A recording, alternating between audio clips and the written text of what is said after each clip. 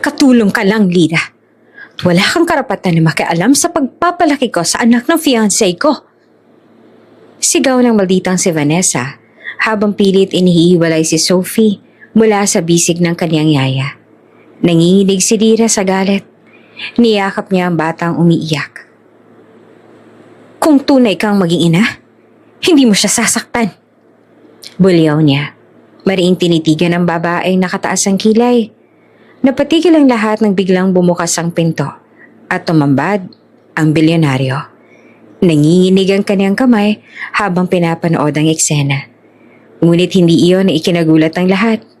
Sa kisame, may pulang ilaw ng CCTV na kumikislap.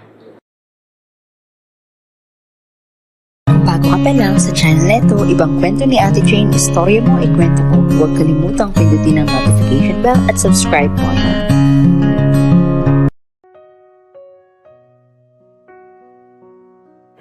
Sa loob ng malawak na mansyon ng mga De Leon, tahimik ang umagang iyon. Ang mga kortina ay nakabukas. Pinapasok ang sinag ng araw na dahan-dahang bumabalot sa marmol na sahig. Sa isang sulok ng sala nakaupo si Sophie, ang 6 na taong gulang na anak ni Damian. Nakasuot siya ng simpleng kulay rosas na bestida. Nakalugay ang buhok at hawak-hawak ang paborito niyang manika. Mommy? Bulong ng bata habang nakatingin sa laruan. Hindi niya namalayang may paparating na mga yabag sa hagdan.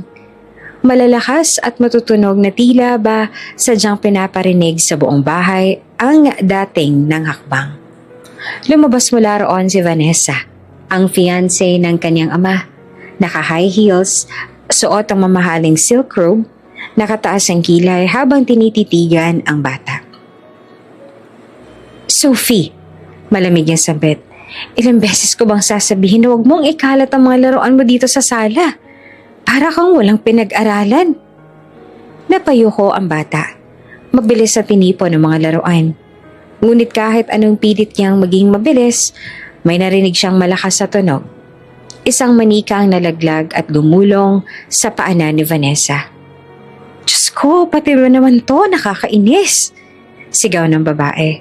Sabay tadyak sa manika hanggang sa lumapad ito palayo. Wala ka talagang pakinabang. Anak ka nga ni Damian, pero mukhang wala ka namang angking ganda o talino.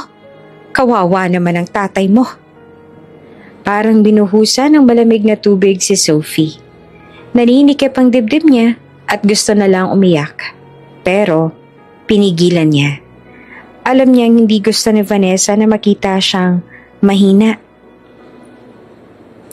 Ngunit sa gilid ng sala, may isang pares ng mata ang nakamasid. Si Lira, ang kanilang katulong. Nakahawak si Lira sa tray na may dalang juice para kay Sophie. Ngunit nang makita ang pangyayari, mabilis siyang inilapag ang tray sa mesa. Ma'am Vanessa, mahinahon pero matatag niyang sabi. Bata lang po si Sophie. Huwag naman po sana ninyo siyang pagsalitaan ng ganyan. Hindi niya naman ho sinasadya. Agad na nag-angat ng tingin si Vanessa at ang malamig niyang ngiti ay napalitan ng iritasyon. Lira, napakapakialamera mo talaga, no? Katulong ka lang. Huwag kang makikisawsaw sa pagpapalaki ko sa anak ng fiancé ko. Ikaw ang naging dahilan kung bakit lumalaban tong bata sa akin eh.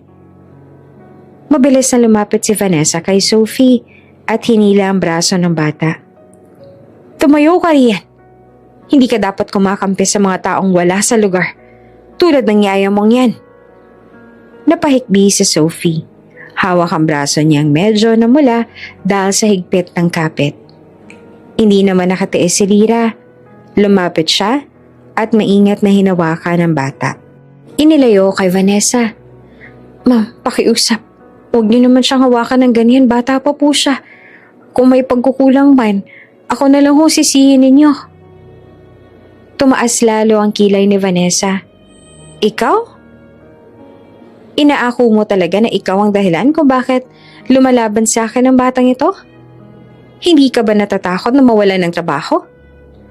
Ngumiti si Lira, ngunit halatang nanginginig ang kanyang mga kamay habang niyayakap si Sophie. Hindi ko ho kayang panoorin na ginaganyan niyo siya. Hindi trabaho ang iniisip ko ngayon kundi kapakanan ng bata. Kapakanan? Mapait na tawa ni Vanessa. Wala kang alam sa buhay ko, Lira. Wala kang karapatang turuan ako kung paanong maging ina. Tandaan mo, ako ang magiging asawa ni Damian. Kaya ako lang ang dapat na masunod dito. Sa isang iglap, tumahimik ang buong paligid. Ang tanging maririnig na lang ay ang hikbi ni Sophie na narikadikit sa dibdib ni Lira. Ang mga kasambahay sa likod ay nagkakatinginan, nangingimi, pero walang nagsasalita. Alam na lang delikado ang sumalungat kay Vanessa. Ngunit, iba si Lira. Kahit na nanginginig ang kanyang boses, nagsalita siyang muli. Kung tunay kayong magiging ina, Ma Vanessa, hindi niyo sasaktan ng batang to. Hindi niyo siya lalaitin, sa halip ay mamahalin. Ang isang bata, lumalaking ayon sa kung anong nakikita at naririnig. Kung puro pangungot siya, paano siya magiging masaya? Sandaling natigilan si Vanessa, tila na-offend sa diretsahang mga salita ng katulong. Pero agad ding bumalik ang pangiinsulto sa kanyang muka. Ang kapal naman ng mukha mo, Lira. Sa tingin mo may puwang ka para pangaralan ako? Katulong ka lang. Huwag mong kalimutan kung saan ka nakatayo. Bago pa man makasagot si Lira, biglang bumukas ang pinto ng mansyon. Vanessa, Lira, anong ingay ito? Malalim at malamig ang boses na pumuno sa buong sala. Napalingon silang lahat. Nakatayo sa bungad si Damian. Suot ang kanyang dark suit, hawak ang cellphone sa isang kamay. Kita sa kanyang mga mata ang gulat at pagtatanong habang nakatitig sa eksenang bumungad sa kanya. Si Sophie. Umiiyak na nakayakap sa yaya niyang parang takot na takot. Si Vanessa. Nakataas ang kamay na tila handang manakit muli. At si Lira, matatag na nakaharang sa pagitan nila. Daddy? Umiiyak na tawag ni Sophie. Sabay takbo sa ama.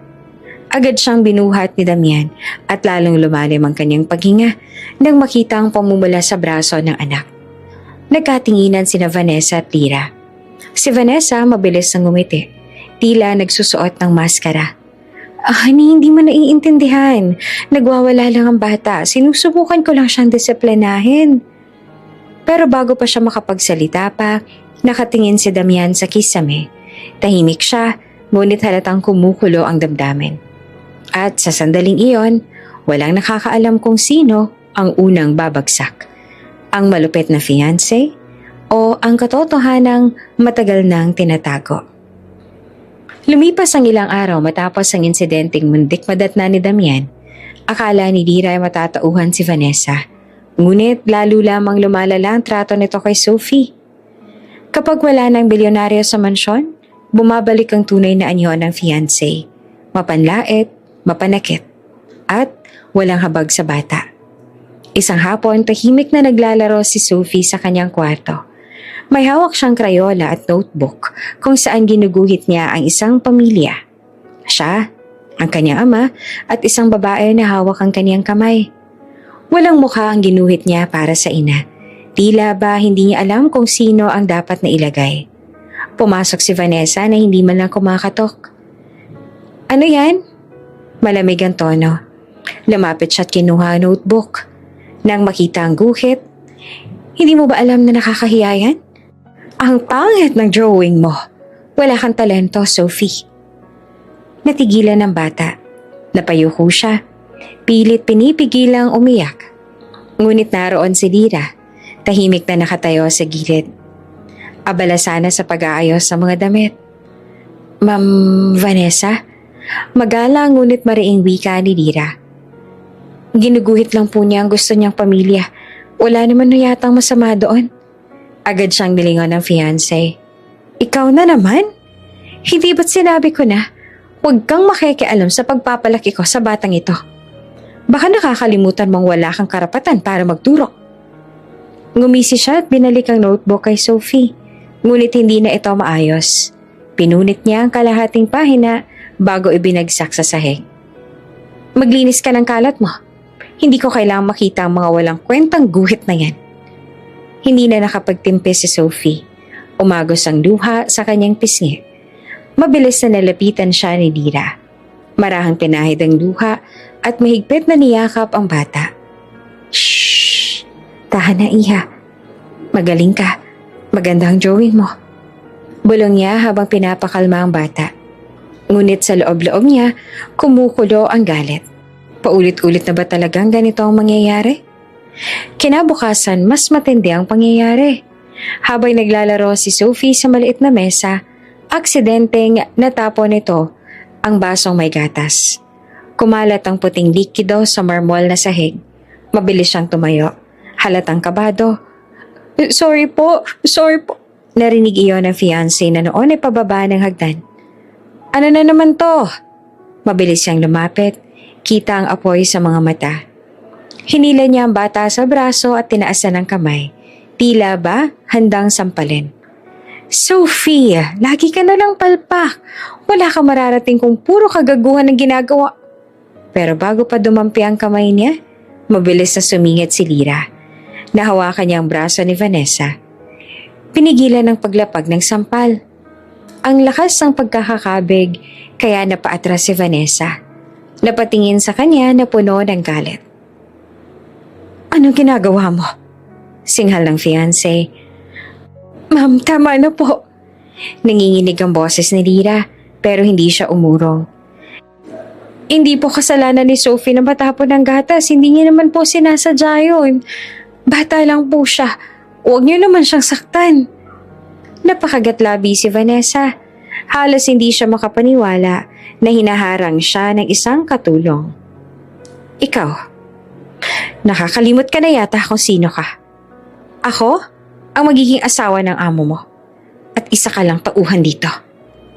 Ngunit sa halip na umatras, tumingin si Lira ng diretso sa kanyang mga mata.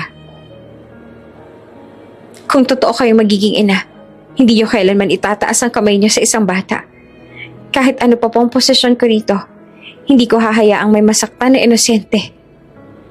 Natigilan si Vanessa. Saglit na natahimik ang paligid. Tanging mga hikbi ni Sophie ang maririnig. Nakaamba pa rin ang kanyang kamay.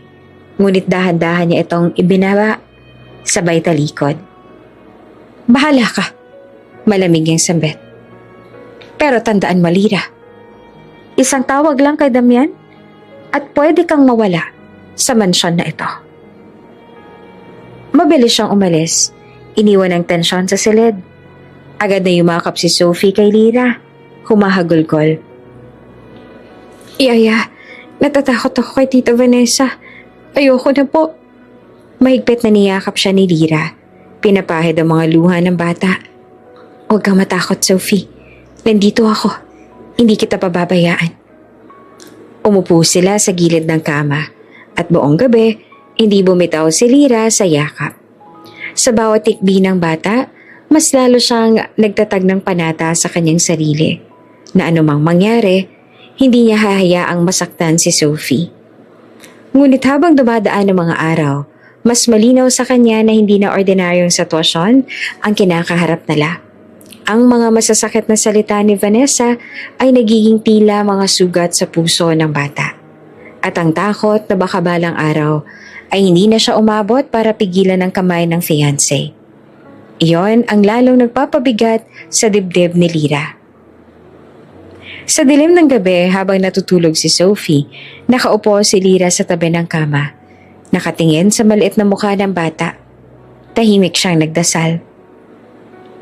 Diyos ko, bigyan ninyo ako ng lakas. Hindi ko alam kung hanggang kailan ko kakayanin, pero hindi ko kayang makita siyang laging umiiyak. Kailangan kong protektahan si Sophie, kahit kapalit ay ang sarili kong kapalaran. Abala si Damian sa opisina ng mga sumunod na araw. Sa bawat umaga, maaga siyang umaalis. At madalas ay gabi na siya kung umuwi. Ang mga tawag mula sa board, meeting sa investors, at pag-aasikaso sa bagong proyekto ang kumakain ng halos lahat ng kaniyang oras. Para bang wala na siyang oras na huminga, lalo pa para mapansin ang mga nangyayari sa loob ng sariling bahay. Sa tuwing uuwi siya, nakikita niya si Vanessa na tila perpektong asawa at ina. Nakangiti, maayos ang bihis at parating may maamong kilos. Honey, pagod ka na siguro. May hinanda akong hapunan para sa'yo. Malambing na sabit nito habang inilalagay ang kamay sa kanyang balikat. Si Sophie, kadalasan ay tahimik na nakaupo sa gilid ng mesa. Nakatungo, naglalaro sa pagkain, at bihirang magsalita. Kapag titingnan siya ng ama, agad itong ngingiti ng pilit. Parang ayaw ipakitang may mali. Ngunit ang mga mata ng bata namumugto, tila may mga luhang pinipigilang bumagsak. Daddy, kumain ka na po. Mahinang wika ni Sophie minsan. Ngumiti si Damian at hinaplos ang ulo ng anak. Salamat anak. Hindi niya napansin ang pagkagatlabi ni Lira na nakatayo sa di kalayuan. Hawak ang pitsyel ng tubig. Sa likod ng bawat masayang eksena, alam ni Lira ang totoo. Kanina lamang, bago dumating si Damian, muntik nang mapaluhod si Sophie sa sahig dahil pinilit ni Vanessa na tapusin agad ang pagkain. Nang makita niyang nahirapang lumunok ang bata, napilitang pakialaman ni Lira kaya't pinagbuntonan siya ng sisi. Kung hindi mo siya laging kinakampihan, marunong na sana siyang sumunod. Sigaw ni Vanessa kanina. Ngunit pagdating ng bilyonaryo, parang nawala lahat ng galit. Ang malupit na fiancé ay naging maamo, malambing at halos kumikilos na parang ina. Minsan habang nagkakape si Damian sa veranda, lumapit si Vanessa. Dala ang tray ng prutas. Damian, ang sipag ng anak mo kanina. Pinag-aralan niya ang alphabet at kahit nahirapan siya, tinulungan ko siya. Napaka-sweet talaga ng batang yon. Sabay lingon kay Sophie na nakaupo malapit kay Lira. Nagpakawala ng pilit ng ngiti ang bata. Tumango naman si Damian. Halatang natutuwa. Talaga? Napakagaling mo anak. Proud ako sa'yo. Salamat po, Daddy. Sagot ni Sophie, pero nananatiling nakadikit kay Lira. Mahigpit ang kapit sa kamay ng yaya. Napansin naman iyon ni Damian, ngunit hindi niya na pinansin. Sa isip niya, baka talagang malapit lang ang bata sa nag-aalaga. Ang hindi niya alam, ang pagkakapit na iyon ay tanda ng takot na baka iwan siyang mag-isa sa piling ng fiancé. Si Lira naman sa bawat eksena ay tila binabalutan ng puot na hindi niya maibulalas. Gusto niyang isigaw ang lahat. Ang mga masasakit na salitang binitiwan ni Vanessa. Ang bawat pagkakataong muntik ng masaktan ng bata. Ang mga gabing iyak ng iyak si Sophie sa takot. Pero pinipigilan niya ang sarili. Alam niyang kapag nagsalita siya ng walang patunay, baka siya pa ang mapalayas. Sa hapag, isang gabi habang kumakain ng pamilya, biglang nagsalita si Vanessa. Honey, napansin mo ba? Si Sophie sobrang tahimik kapag andito ka. Pero kapag ako lang kasama, napakakulit. Pero syempre iniintindi ko siya, bata pa eh. Umiling naman si Damian. Tila hindi alam ang isasagot. Tumingin siya sa anak na walang imik. Tahimik lang siguro talaga siya. Ngumisi naman si Vanessa. Sabay lagay ng isang peraso ng karne sa plato ng bilyonaryo. Huwag kang mag-alala, akong bahala sa kanya. Kapag tayo nagpakasal, ako nang tutulong magpalaki kay Sophie. Hindi ba't iyon naman ang gusto mo, Damian? Ang magkaroon ng buo at masayang pamilya. Tumango si Damian, bahagyang napangiti. Oo, yun ang gusto ko. Sa gilid napapikit si Lira. Pinipigilan ng sarili na hindi mapaiyak. Kung alam lang ng amo niya ang tunay na nangyayari kapag wala siya. Isang gabi nagising si Lira sa mahina at sunod-sunod na iyak.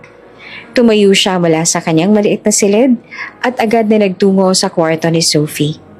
Nakita niya nakaupo ang bata sa kama, hawak-hawak ang unan at nanginginig. Yaya, nanaginip ako. Galit si Tita Vanessa, sinisigawan niya ako. Hikbi ng bata. Mabilis siyang nilapitan ni Lira at niyakap. Huwag kang matakot, Sophie. Panaginip lang yon. Nandito ako, hindi kita pababayaan. Ngunit sa loob-loob niya, hindi iyon panaginip. Isa iyong refleksyon ng araw-araw na takot na nararanasan ng bata sa kamay ng babaeng nagkukunwaring ina. Kinabukasan, habang papalabas si Damian para sa isang meeting, niyakap siya ni Sophie ng mahigpit. "Daddy, huwag kang aalis," bulong ng bata. Nagtaka ang lalaki. Hinaplos ang pisngi ng anak. "Babalik agad ako, anak. May trabaho lang si Daddy." Nagtagpo ang tingin ni Damian at ni Lira. Sandaling parang may gustong sabihin ng yaya. Ngunit agad din niya itong binawi. Yumuko na lamang. Napabuntong hininga siya. Hindi pa ito ang tamang oras. At habang papalayo ang kotse ng bilyonaryo, naiwan sa mansyon ng isang katotohanang pilit na tinatago. Ang bata ay umiiyak sa tuwing siya'y wala. At ang fiancé ay patuloy na nagpapanggap na mabuti.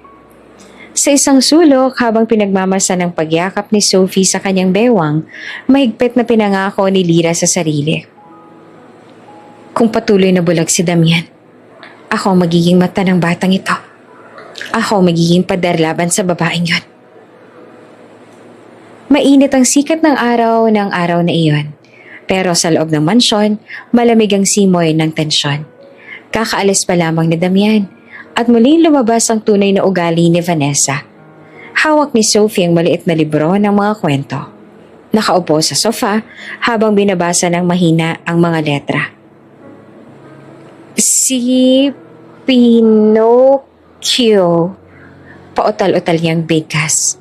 Ngunit sa halip na matuwa, lumapit si Vanessa na nakataas ang kilay. "Ang bagal mo. Kahit simpleng salita, hindi mo mabasa ng tama. Nakakahiya ka, Sophie." Napayuko ang bata, halatang pinigil ang luha. Sa gilid, si Lira na noon ay naglilinis ng mesa, hindi na nakatiis. Lumapit siya at maingat na tinapik ang balikat ni Sophie. "Ayos lang, Iha. Matututo ka rin. Bawat isa sa atin may sariling bilis sa pag-aaral." Mabilis na nag-ikot ang mata ni Vanessa. "Hindi ba't sinabi ko na? Huwag kang sumabat-sabat kapag tinuturuan ko ang bata." Hindi na nagpakumbaba si Lira. Diretso niyang tinignan si Vanessa.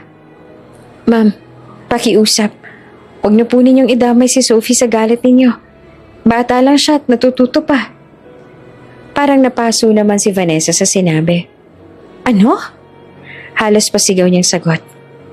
"Ikaw, isang katulong. Naglalakas loob ka talagang sabihan ako kung paano kausapin ang bata?" Hinila niya si Sophie mula sa sofa. Ngunit mahigpit na kumapit ang bata kay Lira. "Ayoko po. Huwag niyo akong iwan, yaya." Humahagulgol na wika ni Sophie habang nakapulupot sa bewang ni Lira. Mariing tumingin si Lira kay Vanessa. "Hindi na po ito tama. Kung may problema kayo, ako na lang ang harapin ninyo. Huwag niyang saktan si Sophie. Hindi niya kasalanan kung hindi siya perpekto." Nanginginig ang baba ni Sophie. Pero mahigpit pa rin ang kapit niya sa kanyang yaya. Parang natatakot na agawin siya anumang oras. Humakbang si Vanessa palapit. Nanlilisik ang mga mata. "Lira, makinig ka. Isa ka lang empleyado dito. At bilang amo, may kapangyarihan akong paalisin ka sa oras at sa gusto ko. Kung gusto mong manatili, manahimik ka at sumunod." Mariing lumunok naman si Lira. Takot ang nararamdaman niya. Takot na baka mawalan siya ng trabaho. Baka mawalan ng kakayahang suportahan ng sariling pamilya. Ngunit, nang maramdaman niya ang pagninginig ni Sophie sa kanyang bisig, nabura ang lahat ng pag-aalinlangan. "Kung iyon po ang kapalit para hindi masaktan ng bata," matatag niyang sagot, "handa akong mawalan ng trabaho. Pero hindi ko hahayaang makuha ninyo ang respeto ni Sophie sa pamamagitan ng takot." Sandaling natahimik ang paligid. Ang ibang kasambahay na nakasilip mula sa kusina, natigilan sa narinig. Wala pang nagkakalakas loob na harapin si Vanessa. At ngayon, si Lira ang unang tumayo laban dito. Nagtawid ng ngiti ang fiancé, pero halatang puno ng galit. "Sige, maghintay ka lang, Lira. Konting oras na lang at ipapakita ko sa'yo kung sino ang may kapangyarihan dito." Magdasal ka na lang na kumampi sa'yo si Damian kapag nalaman niyang ginawa mong pambabastos. Tumalikod si Vanessa, kumalampag ang takong sa sahig at tuluyang iniwan ang kwarto. Naiwan si Nadira at Sophie, parehong nakahinga ng maluwag pero hindi pa rin kumakalma ang kaba. Nang makita niyang tuloy-tuloy ang pag-iyak ng bata, hinaplos ni Lira ang buhok nito at dinala sa kwarto. Pinaupo niya si Sophie sa kama at tinabihan. Yaya, aalis ka ba? Kasi galit si Tita Vanessa. Nanginginig ang tinig ni Sophie. Umiling si Lira.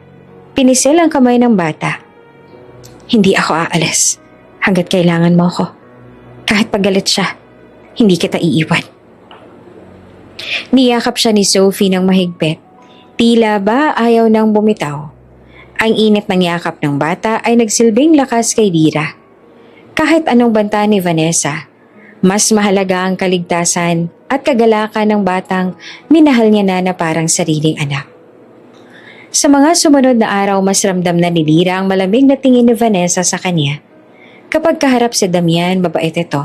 Puno ng lambing at kunwari inaalagaan si Sophie. Ngunit sa likod ng mga ngiti, nagbabantang titig ang ibinabato niya kay Lira. Para bang sinasabing, oras mo na lang binibilang ko. At tuwing nakikita iyon ni Lira, lalo siyang nagiging matatag. Hindi siya aatras. Hindi siya uurong. Dahil sa bawat takot ni Sophie, siya ang sandalan. Isang gabi bago matulog si Sophie, mahigpit ang pagkakayakap niya sa kamay ng Yaya. Yaya, promise mo ha, hindi mo ko iiwan kahit anong mangyari. Ngumiti si Lira at tinapik ang pisngi ng bata. Pangako, Iha, hanggat kaya ko, ako magiging tagapagtanggol mo. At sa labas ng silid nakatayo si Vanessa, tahimik na nakikinig. Mapait ang ngiti sa kanyang labi. Parang nagbabalak ng panibagong plano. Tahimik ang gabi sa mansyon. Ang ilaw sa hallway ay mahina lamang at tanging lagitik ng orasan ang maririnig. Pero sa isang sulok ng opisina ni Damian, nakasinde ang isang monitor na konektado sa mga CCTV camera na ipinalagay niya ilang linggo na ang nakakaraan. Hindi iyon alam ni Vanessa. Ang intensyon ni Damian noon ay para sa seguridad ng kanyang anak, lalo na't madalas siyang wala sa bahay. Ngunit sa hindi inaasahang pagkakataon, magsisilbing saksi iyon ng mga kamera sa tunay na nangyayari. Tahimik ang gabi sa mansyon.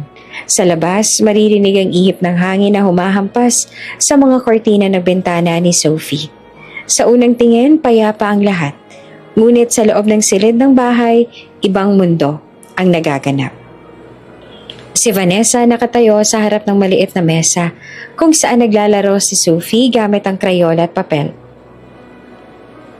Ano ba yan, Sophie? Ang pangit naman ang ginagawa mo. Malamig na sambit nito habang tinatapon ang guhit ng bata. Napayuko si Sophie, pigil ang luha at dahan-dahang kinolekta ang mga krayola. Hindi siya umimik. Natatakot na baka lalo pang magalit ang babae. Mula sa gilid, tahimik na nanonood si Lira. Nakalapit siya, handang awatin ang anumang sobra na namang salita o galaw ng fiancé ng kanyang amo. Ma'am Vanessa, bata lang po si Sophie. Normal lang po na hindi perpekto ang mga drawings niya. Malumanay niyang sabi. Sinusubukang pakalmahin ang sitwasyon. Agad siyang tiningnan ng masama ni Vanessa. Huwag kang makisawsaw. Katulong ka lang dito. Kung hindi ka lang importante sa batang yan, kanina pa kita pinaalis. Ang tono nito ay mabigat, puno ng panlalait. Tumahimik si Lira. Nanginginig ang mga daliri, ngunit pinili niyang huwag gumante. Sa isip niya, kailangan niyang manatiling matatag para kay Sophie. Nang umalis si Vanessa sa kwarto, humagulgol si Sophie at mabilis na yumakap kay Lira. Yaya, ayoko na kay Tita Vanessa, masama siya. Ikbi ng bata. Pinahid ni Lira ang mga luha ng bata at bumulong. Shhh, nandito lang ako. Hindi kita pababayaan. Habang pinapatahan niya ang bata, hindi niya alam na sa likod ng painting na nakasabit sa dingding, may nakatagong CCTV camera. Noon pa man, si Damian ay nagpalagay ng mga security camera sa isang silid ng mansyon, kasama ang silid ng kaniyang anak. Ngunit, dahil abala sa negosyo, nakalimutan niya ng suriin ang mga footage. Ang mga mata ng kamera ay tahimik na saksi sa bawat eksenang nagaganap. Isang linggo ang lumipas, paulit-ulit na nangyari ang mga ganitong tagpo. Minsan, kapag wala si Damian, si Vanessa ay palihim na sinasabunutan ni Sophie dahil sa mga simpleng pagkakamali. "Bakit ang dumi-dumi mo? Hindi ka talaga marunong mag-ingat." Sigaw niya minsan, sabay tulak sa bata sa kama. Sa mismong oras na yon, mabilis na sumalo si Lira para hindi matamaan ng matigas na headboard ang bata. "Ma'am Vanessa!" Sigaw niya at nanginginig sa galit. Ngunit alam niyang wala siyang laban. Ang nagawa niya lang ay yakapin si Sophie at protektahan ito. "Kung hindi lang kita kailangan para hindi ako mapag-initan ng mga tao, kanina pa kita pinaalis." Bulong ni Vanessa kay Lira bago ito umalis ng silid. Naiwan si Lira, kasama ang batang humahagulgol na parang basag na basag ang puso. Pinisil niya ang kamay ng bata. Pinapangako sa sarili na hindi niya hahayaan na tuluyang masaktan si Sophie. Habang abala ang lahat, patuloy lang ang CCTV camera sa pag-record ng mga eksenang iyon. Lahat ng sakit, lahat ng pagluha, lahat ng pagtanggol ni Lira, lahat iyon ay naitatala ng hindi alam ni Vanessa. Isang gabi habang natutulog si Sophie sa kanyang kandungan, napatingin si Lira sa paligid ng silid. Napansin niya ang kakaibang pagkakabit ng painting sa dingding. Hindi niya ito binigyan ng pansin noon. Ngunit ngayong gabi, parang may kakaibang pakiramdam siyang bumalot sa kanya. Lumapit siya at bahagyang sinilip ang likod ng frame. Halos mapahawak siya sa dibdib nang makita ang nakatagong kamera. "Diyos ko!" Mahina niyang bulong. Bigla niyang naintindihan. Lahat ng ito, posibleng may nakuhang ebidensya na. Ngunit alam niyang hindi niya basta pwedeng pakialaman iyon. Lihim niyang tinago sa sarili ang kaalaman. Umaasang darating ang araw na mabubuksan ang katotohanan. Kinabukasan na nagpatuloy ang pang-aalipusta ni Vanessa. "Sophie, bakit ba parang wala kang pinagmanahan sa ama mo? Kahihiyan ka lang eh." Malupit ang tingin nito. Parang mga kutsilyo na tumatagos sa puso ng bata. "Ma'am Vanessa, tama na po." Maliing tugon ni Lira. Bagaman nanginginig ang tinig, lumapit siya at inagaw si Sophie mula sa kamay ng babae. "Huwag mo siyang saktan." Sandali silang nagtama ng tingin. Si Vanessa, puno ng galit at pananakot. Si Lira, puno ng determinasyon, kahit takot. Hindi man siya magsumbong, alam niyang hindi siya matitinag basta para kay Sophie. At sa likod ng lahat ng yun, patuloy na umiilaw ang pulang dot ng CCTV camera. Tahimik, ngunit handang ibunyag ang lahat sa tamang oras. Ang lihim na iyon na magiging mitsa ng pagbagsak ni Vanessa. Ngunit hindi pa ngayon, hindi pa oras. Sa mga gabing sumusunod, mas lalo pang naging malapit si Sophie kay Lira para na siyang ina ng bata. Ang kanlungan sa gitna ng takot at kalupitan. At si Lira, bagaman ramdamang bigat ng sitwasyon, ay kumakapit sa pag-asang darating ang araw na makikita ng lahat ang katotohanang pilit tinatago ni Vanessa.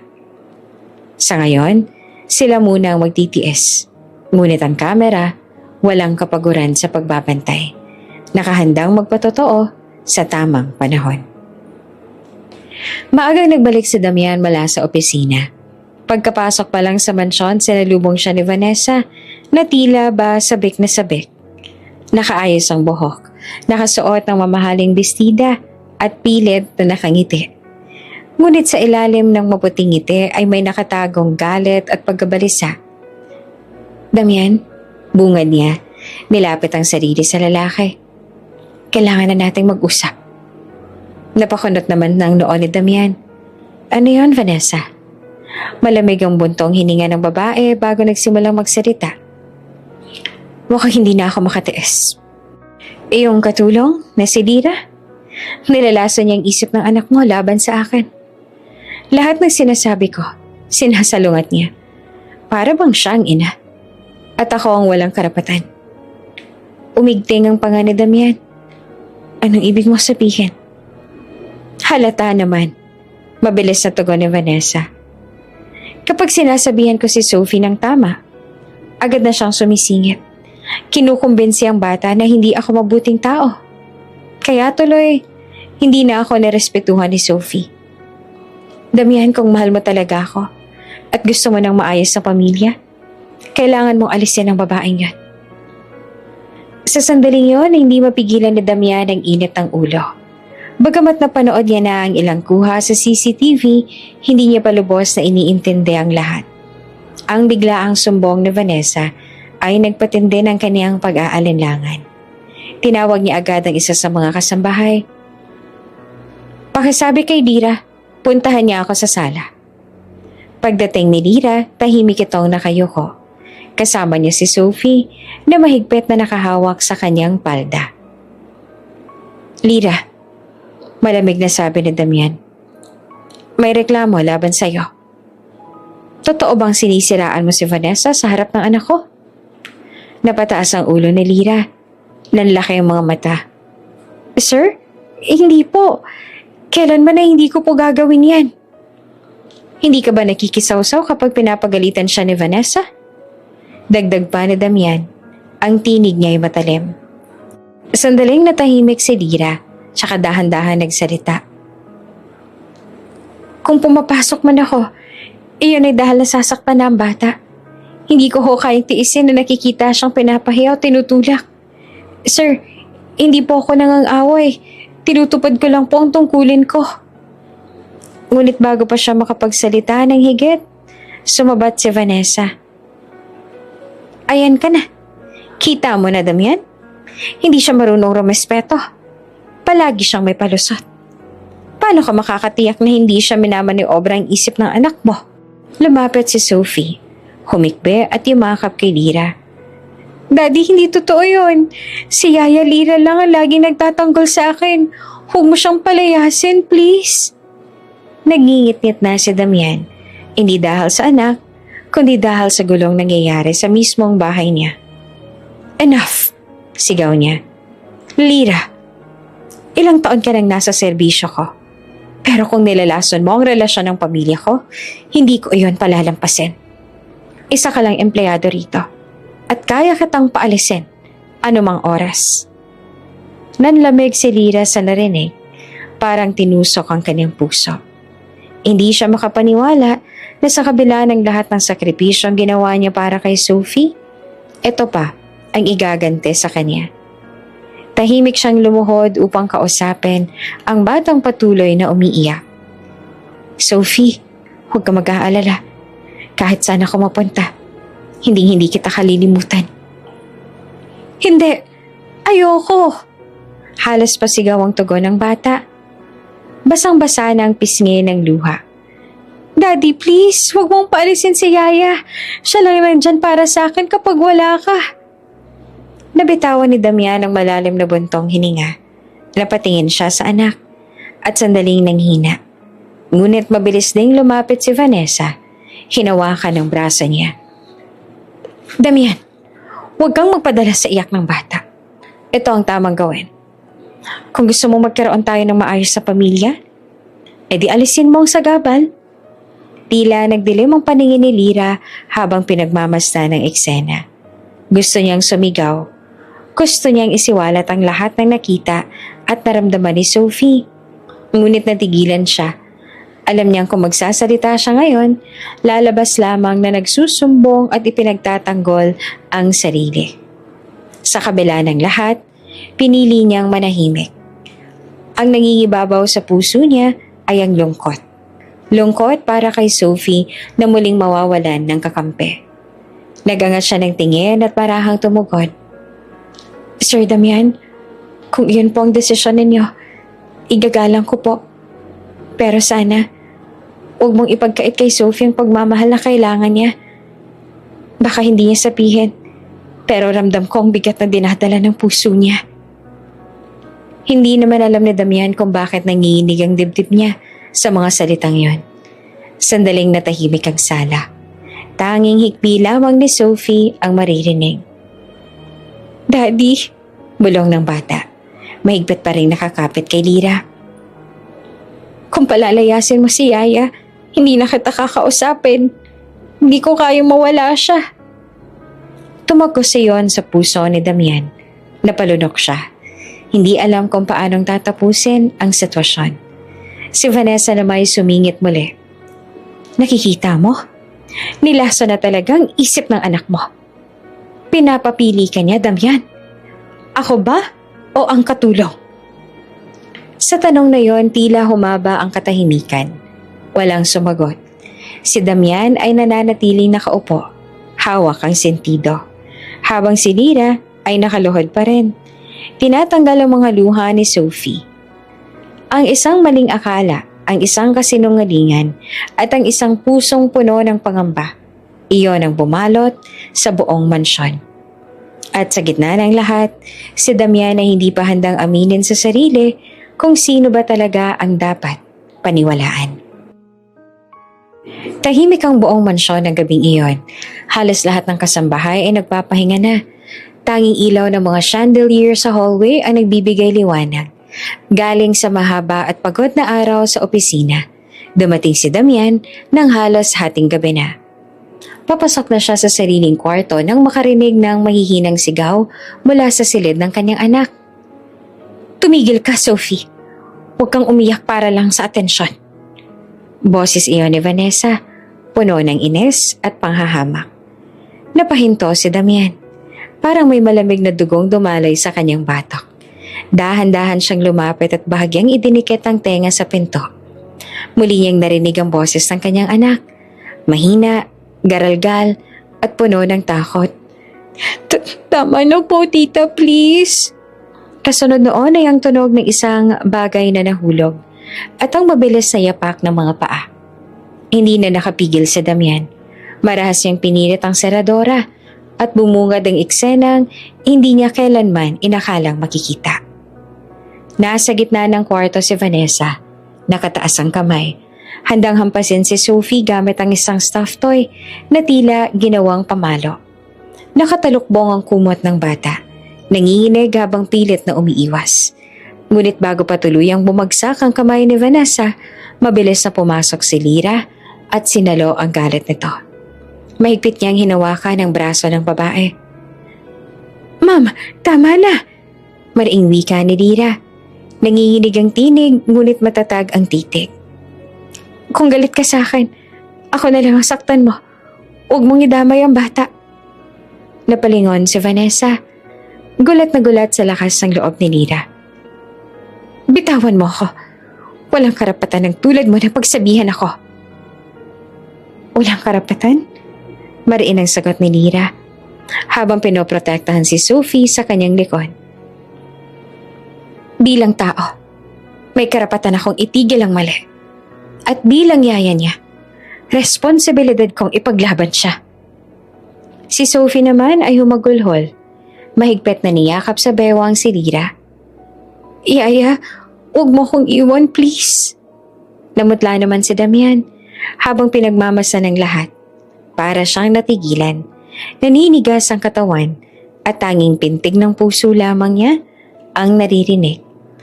Ilang araw siyang pinaniwala ni Vanessa na si Lira ang nagpapasama sa isip ng kanyang anak. Pero ngayong nasa harap niya ng katotohanan, ramdam niyang unti-unting guguho ang lahat ng tiwala niya sa babaeng akala niya'y magiging asawa.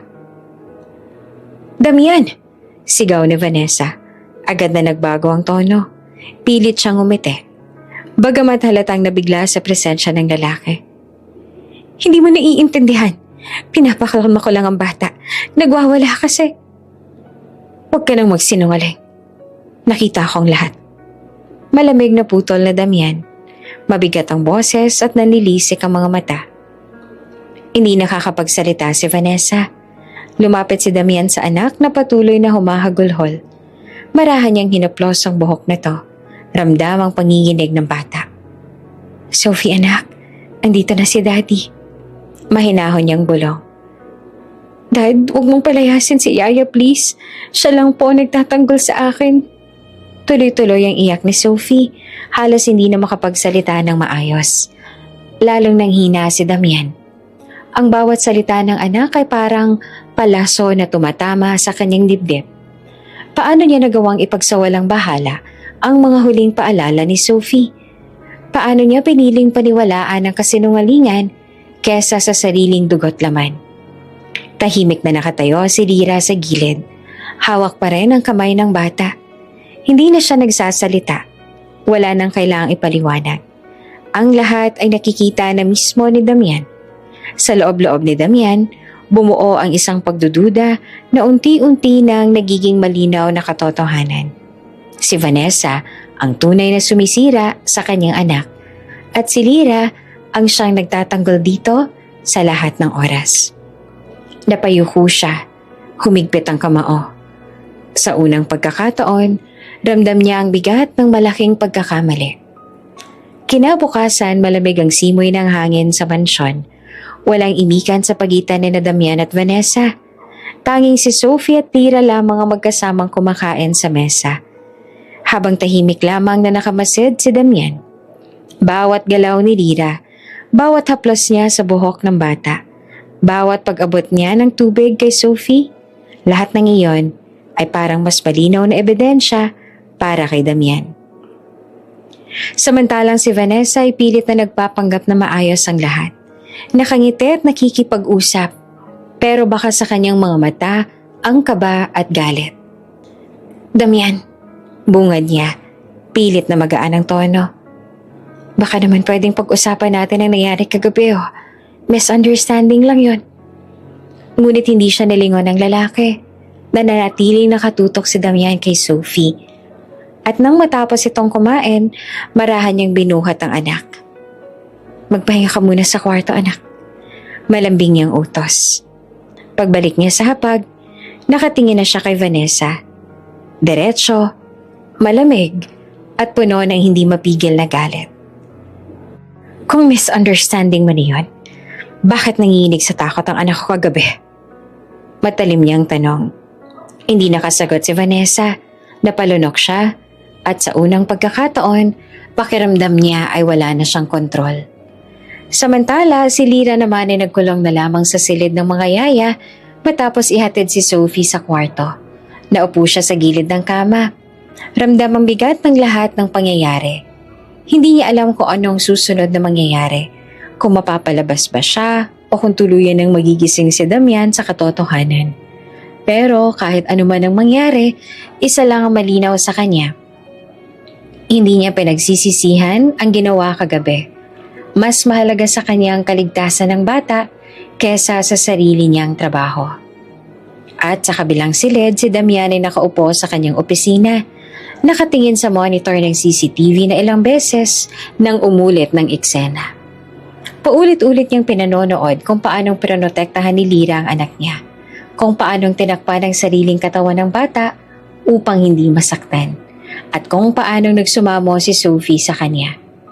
Habang tumatakbo ang video, unti-unti nang nagiging malinaw ang katotohanan sa kanyang isip. Matagal na siyang bulag. At ang gabing iyon, ang gabing nahuli niya mismo ang lahat, iyon ang eksenang tuluyang nagbago sa kanya. Madaling araw pa lang ay nagkakagulo na sa mansyon. Mabilis na kumalat sa mga kasambahay ang balita na nagalit si Damian matapos niyang masaksihan mismo ang ginanawang pananakit ni Vanessa kay Sophie. Nakaharap si Damian sa gitna ng sala. Nakatayo habang nakahalukip-kip. Malamig ang mga mata. Si Vanessa naman ay nasa harapan niya. Namumula sa ines ngunit pilit na nakikiusap. Damian, please, hindi mo ako pwedeng basta-bastang paalisin. Mariin ang boses ni Damian. Nakita ko ng lahat, Vanessa. Huwag mo nang tangkaing magpaliwanag. Pinahirapan mo ang anak ko at halos saktan pa. At hindi ko yon mapapatawad. Nanginginig ang labi ni Vanessa. Nagkakamali ka. Misunderstanding lang. Enough. Putol ni Damian. Ayoko nang marinig ang kahit anong palusot mo. Mag-empake ka. Umalis ka na muna rito habang hindi pa lubos na nawawalang respeto ko sa'yo. Nanlaki ang mga mata ng babae. Tila ba hindi siya makapaniwala na mismong si Damian ang nagtagboy sa kanya. Ngunit nang makita niyang seryoso ang mata ng lalaki, wala na siyang nagawa kundi tumalikod, luhaan at puno ng hinanakit. Mula sa itaas ng hagdan nakasilip si Lira. Hindi siya makapaniwala na dumating sa puntong to ang lahat. Nakita niyang umalis si Vanessa dala ang ilang maleta at kasabay noon, naramdaman niyang mas lalo pang magiging magulo ang sitwasyon. Sir Damian, mahina niyang wika. Lumapit siya sa lalaki patapos lumabas ang pinto si Vanessa. Salamat po na pinili ninyo si Sophie. Pero sa tingin ko panahon na rin po para ako'y umalis. Napalingon si Damian, nagulat. Anong ibig mong sabihin? Pinilit ni Lira ang ngiti. Bagamat bakas ang lungkot sa mga mata. Ayoko pong maging dahilan ng mas malalaking gulo. Ang totoo, alam ko pong hindi magiging madali para kay Ma'am Vanessa na tanggapin ang presensya ko dito. At baka habang nandito ako, lalo lang siyang magalit kay Sophie. Mas mabuti na akong lumayo ako para hindi siya tuluyang masaktan. Natigilan si Damian. Gusto niyang kontrahin ang mga salita ni Lira. Ngunit sa sobrang bigat ng kanyang damdamin, hindi niya alam kung ano ang sasabihin. Maya-maya, bumaba si Sophie mula sa hagdan. Pupungas-pungas pa ang mga mata. Halatang bagong gising at umiiyak buong gabi. Nang marinig ang sinabi ni Lira, mabilis siyang tumakbo at yumakap sa kanya. Yaya, hindi ka pwedeng umalis. Sigaw ng bata tumahagulhol. Ikaw lang ang nandyan para sa akin. Kapag wala ka, sino nang kakampi ko? Mahigpit na niyakap ni Lira ang bata. Pilit na pinatatatag ang sarili. Sophie, hindi ko namang gustong iwan ka. Pero minsan, kailangan nating lumayo para sa ikabubuti ng lahat. Hindi ibig sabihin na hindi na kita mahal. Tandaan mo, lagi kang nasa puso ko. Hindi. Ayoko, Daddy. Sabihin mo kaya yan na huwag umalis. Napakagatlabi naman si Damian habang pinagmamasdan ng eksena. Napalapit siya sa anak at marahang hinawakan ng balikat nito. Anak, si Yaya Lira mahal ka. Kaya niya ginagawa ito. Pero napabuntong hininga siya. Kung ito ang nakikita niyang ikabubuti mo, kailangan nating igalang ang desisyon niya. Umiling si Sophie, mas lalong humagulgol. Hindi totoo yan. Hindi makakabuti na mawala siya. Ilang oras lang ang lumipas, nag-empake na si Lira ng kanyang mga gamit. Walang gaanong dala. Isang pirasong damit at isang maliit na baul na puno ng mga alaala kasama si Sophie. Mga laruan, litrato at mga damit na siya mismong pumili noon pa man sa pamilihan. Habang inaayos ang mga gamit, tahimik na dumating si Sophie na upo sa gilid ng kama. Napayuko ito, ngunit walang imik. Patuloy na umaagos ang luha. Anak, mahinang tawag ni Lira. Sabay haplos sa buhok ng bata. Huwag ka mag-aalala. Hindi ibig sabihin nito na iiwan na talaga kita. Kapag naman kailangan mo ako, andito lang ako. Kahit saan. Promise, Yaya? Tanong ni Sophie, ang tinig ay puno ng pag-asa. Tumango si Lira, bagamat nangingilid ang sariling luha. Oo, promise. Sa may pinto ng silid nakatayo si Damian, tahimik na nakamasid. Hindi siya makapagsalita habang pinapanood ang dalawang pinakamahalaga sa buhay niya na maghiwalay. Alam niyang mali ang ipilit kay Lira na manatili, lalo na't ramdam niyang mabigat na para dito ang sitwasyon. Ngunit sa puso niya, malinaw ang isang bagay. Hindi niya hahayaang magtuloy-tuloy ang ganitong kalakaran. Nang matapos mag-ayos si Lira, maingat niyang kinuha ang kamay ng bata at hinalikan ito sa noo. Magpakabait ka lagi, Sophie. Lagi mong tatandaan na mahal kita. Mahigpit na yumakap si Sophie, halos hindi na bumitaw. I love you, Yaya. I love you more, anak. Sa huli, sinamahan ni Damian si Lira palabas ng mansyon. Binuksan niya mismo ang pinto ng sasakyang maghahati dito. Sir Damian, bulong ni Lira bago pumasok. Salamat ho sa lahat. Sana alagaan niyo po si Sophie ng buong puso. Hindi naman agad nakasagot si Damian. Tanging tango lamang na ibibigay niya. Ngunit sa loob-loob niya, nagbabalik ang isang pangako. Hahanapin niya ang tamang oras upang ayusin ang lahat. Habang papalayo ang sasakyan, naiwan naman si Sophie sa pintuan ng mansyon. Humahabol ang tingin at walang tigil sa pag-iyak. Yaya, huwag mo akong iwan!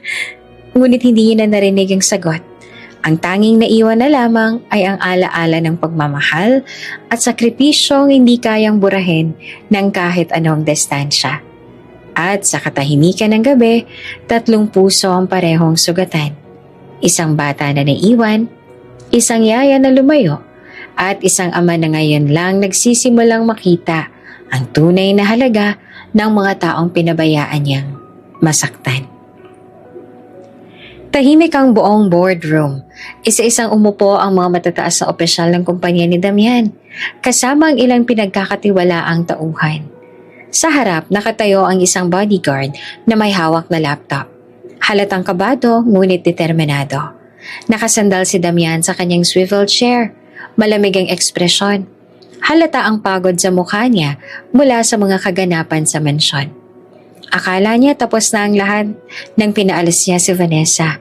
Ngunit ngayon, alam niyang may kailangan siyang harapin. Sir, panimula ng bodyguard. Matagal ko na ko pong gustong ipakita to. Hindi ko na rin matiis ang konsensya ko, baka ho makatulong na makita niyong katotohanan. Pinindot ng lalaki ang play button. Sa malaking screen sa harap nila, nagsimulang umikot ang mga imahe mula sa CCTV sa silid ng bata. Sa unang eksena, makikita si Sophie na nakaupo sa kama. Nakayuko at nanginginig. Pumasok si Vanessa. Maganda at maayos ang bihis. Ngunit sa halip na malambing, malamig ang mga mata at mapanglait ang tono. Hindi ka marunong makinig, Sophie! Singhal ni Vanessa. Wala ka talagang kwenta. Ni hindi ka malang marunong kumilos sa parang anak ng isang bilyonaryo. Lumingon si Damian sa screen at ramdam niyang kumirot ang dibdib niya. Kasunod na lumabas sa video ang pagpasok ni Lira. Mabilis na niyakap ang umiiyak na bata. Ma'am Vanessa, tama na po. Bata lang po siya. Huwag niyo po siyang pagsabihan ng ganyan. Imbes na tumigil, sinubukan pa ni Vanessa na abutin ang bata. Ngunit mabilis na hinarang ni Lira gamit ang sariling katawan. Kung gusto niyo pong magalit, sa akin na lang. Nag-igting ang panga ni Damian habang pinapanood iyon. Sumunod ang mga clip na lumabas. Si Vanessa, paulit-ulit na minamaliit si Sophie kapag walang ibang tao. Ang batang halos hindi makakain sa hapag dahil takot na takot sa fiancé ng kanyang ama. At higit sa lahat, ang mga pagkakataong si Lira lamang nagiging takbuhan ng bata. Ang tanging pumapagitna sa kanya at sa galit ni Vanessa. Habang tumatakbo ang footage, tahimik ang buong silid. Walang kumurap, walang nagsalita. Tanging ang mga tinig ni Vanessa at ang hikbi ni Sophie ang maririnig mula sa speakers. Nang lumabas ang eksenang muntik nang mahampas si Vanessa ang bata, gamit ang isang vase, mabilis na subugod si Lira. At nasalu iyon bago tumama kay Sophie. Ang kaba, ang takot, at ang sakripisyo ay malinaw na malinaw. Sa puntong iyon, hindi na nakapagsalita si Damian. Nanginginig ang mga kamay niya habang nakahawak sa gilid ng mesa. Pagkapindot ng bodyguard sa pos, dumagsa ang bigat ng katahimikan.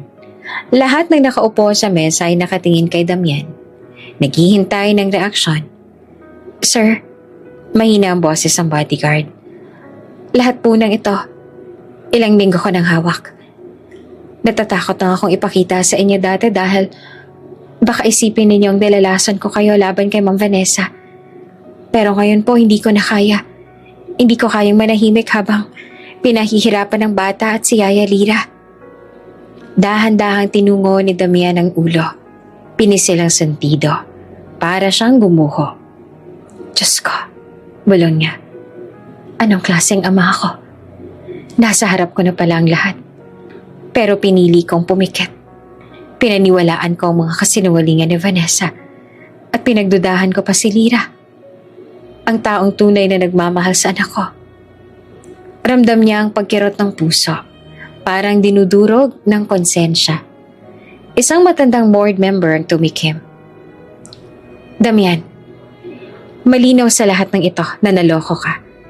Hindi kasalanan na naging abala ka sa negosyo, pero kasalanan na hindi mo pinansin ang mga palatandaan. Mabuti na lang at may mga taong hindi sumuko para ipakita sa iyo ang katotohanan. Tumango ang iba, ngunit nananatiling tahimik ang lahat. Alam nilang mabigat ang pinagdadaanan ni Damian. Muling nagbukas ang bibig si Damian. Garal-gal ang tinig. Nahiya po ako sa anak ko. Mas lalo ako nahihiya kay Lyra. Ang akala ko, nilalason niya ang isip ni Sophie pero ngayon, Diyos ko, siya lang palang tunay na nagtatanggol sa kanya. Pumantig ang mga mata niya, halos mapaluha sa bigat ng kanyang kasalanan. Habang nakayuko, nagsalita ulit ang bodyguard. Sir, hindi pa naman huli ang lahat. May pagkakataon pa kayong ayusin to. Pero kailangan niyong kumilos ngayon. Hindi lamang para kay Sophie kundi para na rin kay Yaya Lyra na nag-alay ng lahat. Tumango si Damian ng mariin. Tama ka. Hindi ko hahayaang manatiling ganito. Hindi ako papayag na lumayo sila sa akin ng dahil sa pagkukulang ko. Pagkatapos ng pagpupulong, naiwan si Damian sa boardroom. Tahimik, nakatingin sa mga patay na screen. Sa isipan niya paulit-ulit, bumabalik ang imahe ni Lyra na niyayakap si Sophie. Pinoprotektahan ito laban kay Vanessa. Pinikit niya ang mga mata at napahawak sa dibdib. Lyra, Sophie, patawarin ninyo ako. Sa gabing yun, nagdesisyon si Damian. Hindi na siya mananatiling bulag. Gagawin niya ang lahat para maibalik si Lyra sa tabi ng anak niya at para itama ang lahat ng maling nagawa niya. Mabigat ang pakiramdam sa buong mansyon matapos ang revelasyon ng CCTV. Halos hindi na makatingin si Damian sa anak niyang si Sophie dahil sa guilt na nararamdaman. Kung hindi pa nahuli sa video, baka hanggang ngayon ay bulag pa rin siya sa ginagawang pananakit ni Vanessa. Kinabukasan, nagpa siya siyang kumilos. Hindi siya mapalagay. Paulit-ulit niyang naaalala ang huling eksena, ang pagtulo ng luha ni Sophie habang umiiyak. Daddy, namimiss ko na po si Yaya Lyra. Ang pagtalikod ng babaeng matapang na nagbuwis ng sarili para kay Sophie. Hanapin natin siya. Matatag na wika ni Damian sa kanyang mga tauhan. Hindi ako titigil hanggat hindi ko siya nakikita. Hindi lang siya basta yaya. Siya ang nagligtas sa anak ko. Sumama si Sophie. Mahigpit na hawak ang maliit na backpack na puno ng laruan at drawing. Para sa kanya, parang misyon niyon. Mahanap ang babaeng tinuring niyang tunay na ina. Lumipad ang kanilang convoy patungong probinsya kung saan huling narinig na tumira si Lyra. Habang nasa sasakyan, nakasilip si Sophie sa bintana. Sinusubukang hanapin ang pamilyar na anyo ng kanyang yaya. Daddy, makikita naman natin si Yaya, diba? Nangingilid ang luha ng bata. Hinaplos ni Damian ang buhok ng anak. Oo naman anak, gagawin ko ang lahat. Pagdating nila sa isang maliit na bayan, agad silang nagtungo sa barangay hall upang magtanong. Maraming residente ang nagulat nang makita ang kilalang bilyonaryo. Pero mas nakatawag pansin ang batang babae na mahigpit na humahawak sa kanyang kamay. Isang matandang babae ang lumapit. Kung si Lyra ang hinahanap ninyo, may narinig akong bumalik nga siya dito kasama ng pamilya. Tahimik lang ang buhay nila sa may dulo ng baryo, doon sa tabing ilog. Nagningning ang mga mata ni Sophie. Daddy, doon na tayo.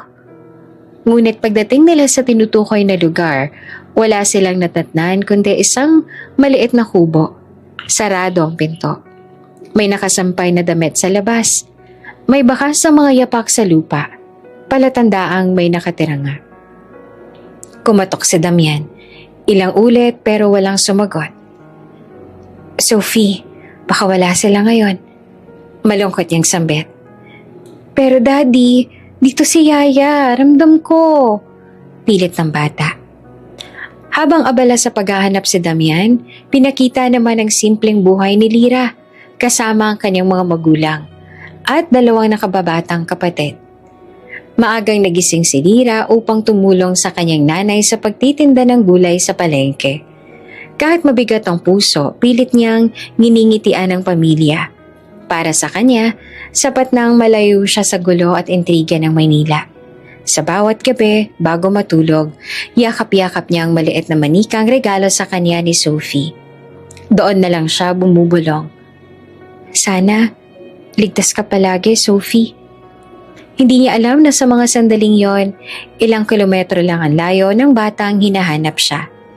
Hindi pa rin sumusuko si Damian. Kinausap niya ang mga tanod. Nakipag-usap sa mga kapitbahay. Nagbigay ng pabuya sa sino mang makapagbigay ng tiyak na impormasyon. Ang hirap hanapin ng taong ayaw magpahanap, sabi ng isa niyang bodyguard. Ngunit si Sophie mahigpit pa rin kumakapit. Daddy, huwag tayong umuwi. Promise mo, diba? Hahanapin natin si Yaya hanggang makita natin siya. Napayuko si Damian, muling binalot ng hiya sa sarili. Kung noon pa lang ay pinakinggan niya si Lira, hindi na sana ito lumayo. Sa kabilang banda, sa isang mamahaling cafe sa Maynila, muling nagpakita si Vanessa. Nakasuot siya ng dark shades at nakatago sa balabal. Tila isang aninong bumabalik mula sa nakaraan. Kasama niya ang isang lalaking mukhang hired goon. Hindi pa tapos ang laban. Malamig niyang sambit. Kung inagaw ng katulong na yon ang lugar ko, sisiguraduhin ko mawawala siya. At pati ang batang yon, hindi na makakabalik sa piling ng kanyang ama. Umalingaw-ngawang tawa niyang puno ng galit at panghahamak. Habang patuloy ang naghahanap si Damian at Sophie, hindi nila alam na paparating na ang pinakamalaking panganib sa kanilang pamilya. Tahimik ang hapon sa baryo. Nasa gilid ng ilog si Lira.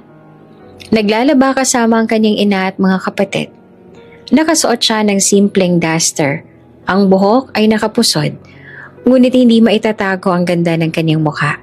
Sa kabila ng ngiti, halata pa rin ang lungkot sa kanyang mga mata.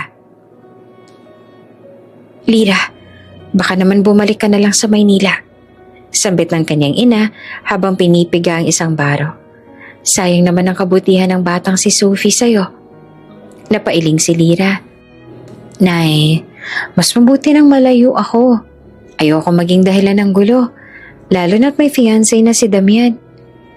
Ngunit bago pa siya muling makasagot, may malakas na ugong ang dumating mula sa himpapawid. Lumingon ang lahat ng tao sa baryo. Helicopter? Gulat ng isa sa mga kapitbahay. Isang helicopter, 2, 3, hanggang 5 ang lumitaw, sabay-sabay na lumilipat. Pinaliligiran ng maliit na baryo na para bang isang eksena sa pelikula. Nag-unahan ang mga bata sa kalsada, nagsisigawan ng mga kapitbahay, at ang mga matatanda ay napapatakip ng tenga sa ingay ng mga makina. Diyos ko, baka may sundalo! Sigaw ng isang matanda. Hindi, mayaman yan. Sino kayang pakay nila rito? Hula ng isa pang babae. Sa gitna ng kaguluhan, isa-isang bumaba ang helicopters. Mula sa pinakamalaki, bumukas ang pinto at lumabas ang isang lalaking nakaitim na suit. Walang iba kundi si Damian. Kasunod niya si Sophie, nakasuot ng simpleng bestida, ngunit bitaw ang tuwa sa kanyang mukha. Napatakip ang bibig ni Lira. Halos mabitawan ang pinipiga niyang damit.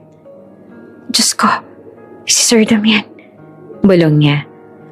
Ate, ang yaman ng bisita mo. Tukso na nakababatang kapatid ni Lira.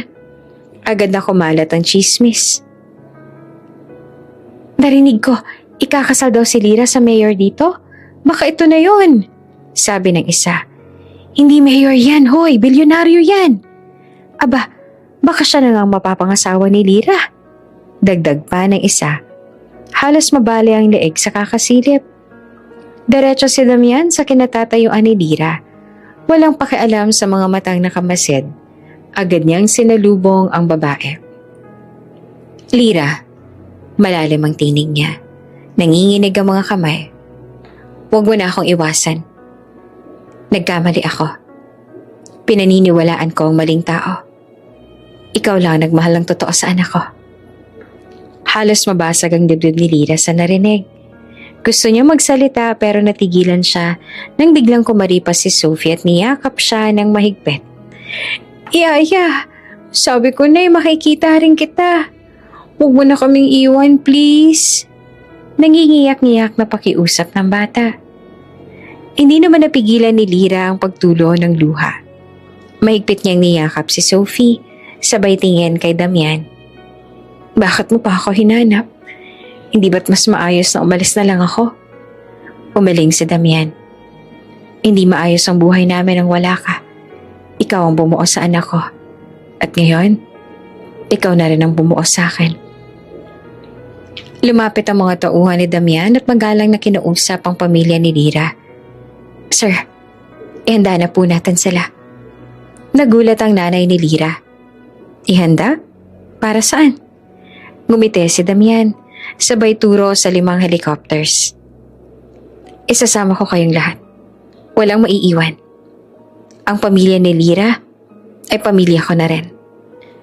Nagkatinginan ang buong baryo. Halos malaglag ang panga sa narinig. Sino ba namang may kakilalang bilyonaryo na handang sunduin ang buong pamilya gamit ang 5 helicopters? Akala ko ba si Mayor mapapangasawa ni Lira? Bulong ng isang chismosa. Hindi, huy. Mas mataas ang level niyan, bilyonaryong kumuha. Sagot ng isa. Halos mahimatay naman sa kilig. Isa-isang sumakay sa helicopters ang pamilya ni Lira. Nag-aatubiliman, wala silang nagawa ng personal silang alokin ni Damian. Nay, Tay, huwag kayong mag-alala. Hindi ko kayo pababayaan. Ani Lira na hawak ang kamay ng mga magulang. Anak, hindi kami makapaniwala. Pero kung tunay na siyang nagmamahal sa'yo, susuportahan ka namin. Sagot ng kaniyang ama. Bago tuluyang umalis, huminto sandali si Lira at tumingin sa baryo. Nakita niya ang mga kapitbahay na nagtitilian, nagbubulungan at kumakaway. Para bang isang eksenang hango sa isang fairy tale. Mula sa simpleng katulong, ngayon sinusundo ng 5 helicopters ng isang bilyonaryo. Pag-angat ng mga makina, umalingaw-ngaw ang sigawan at palakpakan ng buong baryo. Hindi pa rin makapaniwala ang lahat sa kanilang harapan na naganap ang isang kwento na tila sa pelikula lang nakikita. Habang lumilipad ang mga helicopters palayo, nakasilip si Lira sa bintana. Yakap-yakap si Sophie.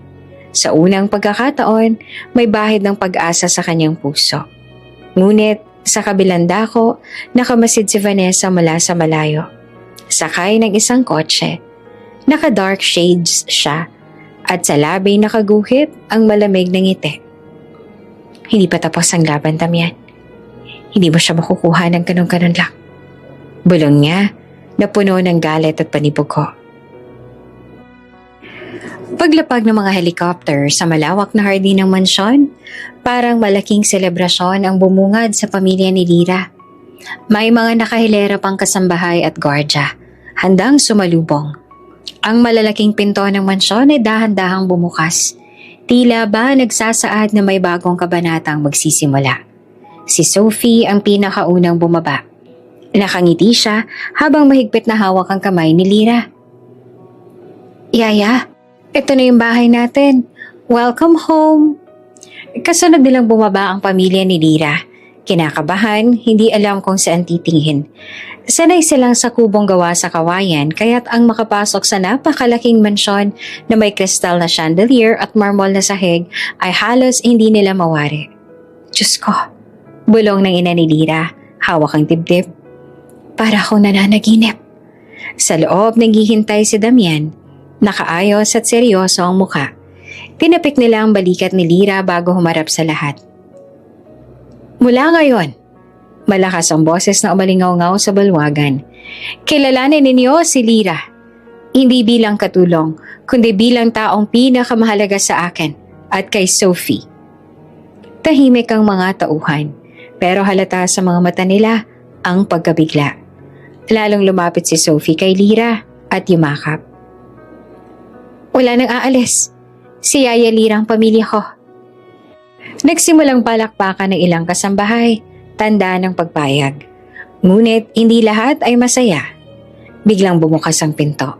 Dumating si Vanessa, nakaputing bestida ngunit halatang magulong itsura. Nakataas ang kilay. At galit na galit ang mga mata. Damian! Malakas yung sigaw. Tumutunog ang takong ng sapatos sa sahig. Ano to? Anong ginagawa ng babaeng yan dito? Kasama pa ang buong pamilya niya? Natigilan ang lahat. Tumigil ang palakpakan. Napalitan ang kaba. Lumapit si Damian at mariin ang tinig. Vanessa, wala ka ng karapatang magtanong. Tapos na ang lahat. Pero hindi nagpatinag si Vanessa. Hindi mo ako pwedeng basta-basta palitan ng isang hamak na katulong. Kahihiyan nito sa lahat ng kaibigan at kaanak natin. Lalong humigpit ang hawak ni Sophie kay Lira. Daddy, ayoko kay Tita Vanessa. Huwag mo nang palalapitin sa amin. Napapikit si Damian. Huminga ng malalim. Pagdilat niya, dumiretso ang titig kay Vanessa. Lahat ng ginawa mo kay Sophie, alam ko na. Lahat ng paninira mo kay Lira, nakita ko rin. Hindi ko nahahayaang muling mangyari yon. Parang binuhusan ng malamig na tubig si Vanessa. Ano sinasabi mo? Nanginginig ang tinig. Sumagot ang isa sa mga gwardya. Ma'am, nakita na po lahat sa CCTV. Wala na pong maililihim. Biglang nag-ingay yung mga tao sa paligid. Ang iba lihim ng ngumiti. Parang matagal nang gustong masampal ng katotohanan si Vanessa. Halos mabaliw naman si Vanessa sa hiya. Lumapit siya kay Lira, galit na galit. Ikaw ang sumira sa lahat ng plano ko. Ngunit bago siya makalapit, agad na humarang si Damian at tinapik ang braso niya. Tama na, Vanessa. Kung may sisisihin ka, sarili mo yon. Naluha si Lira.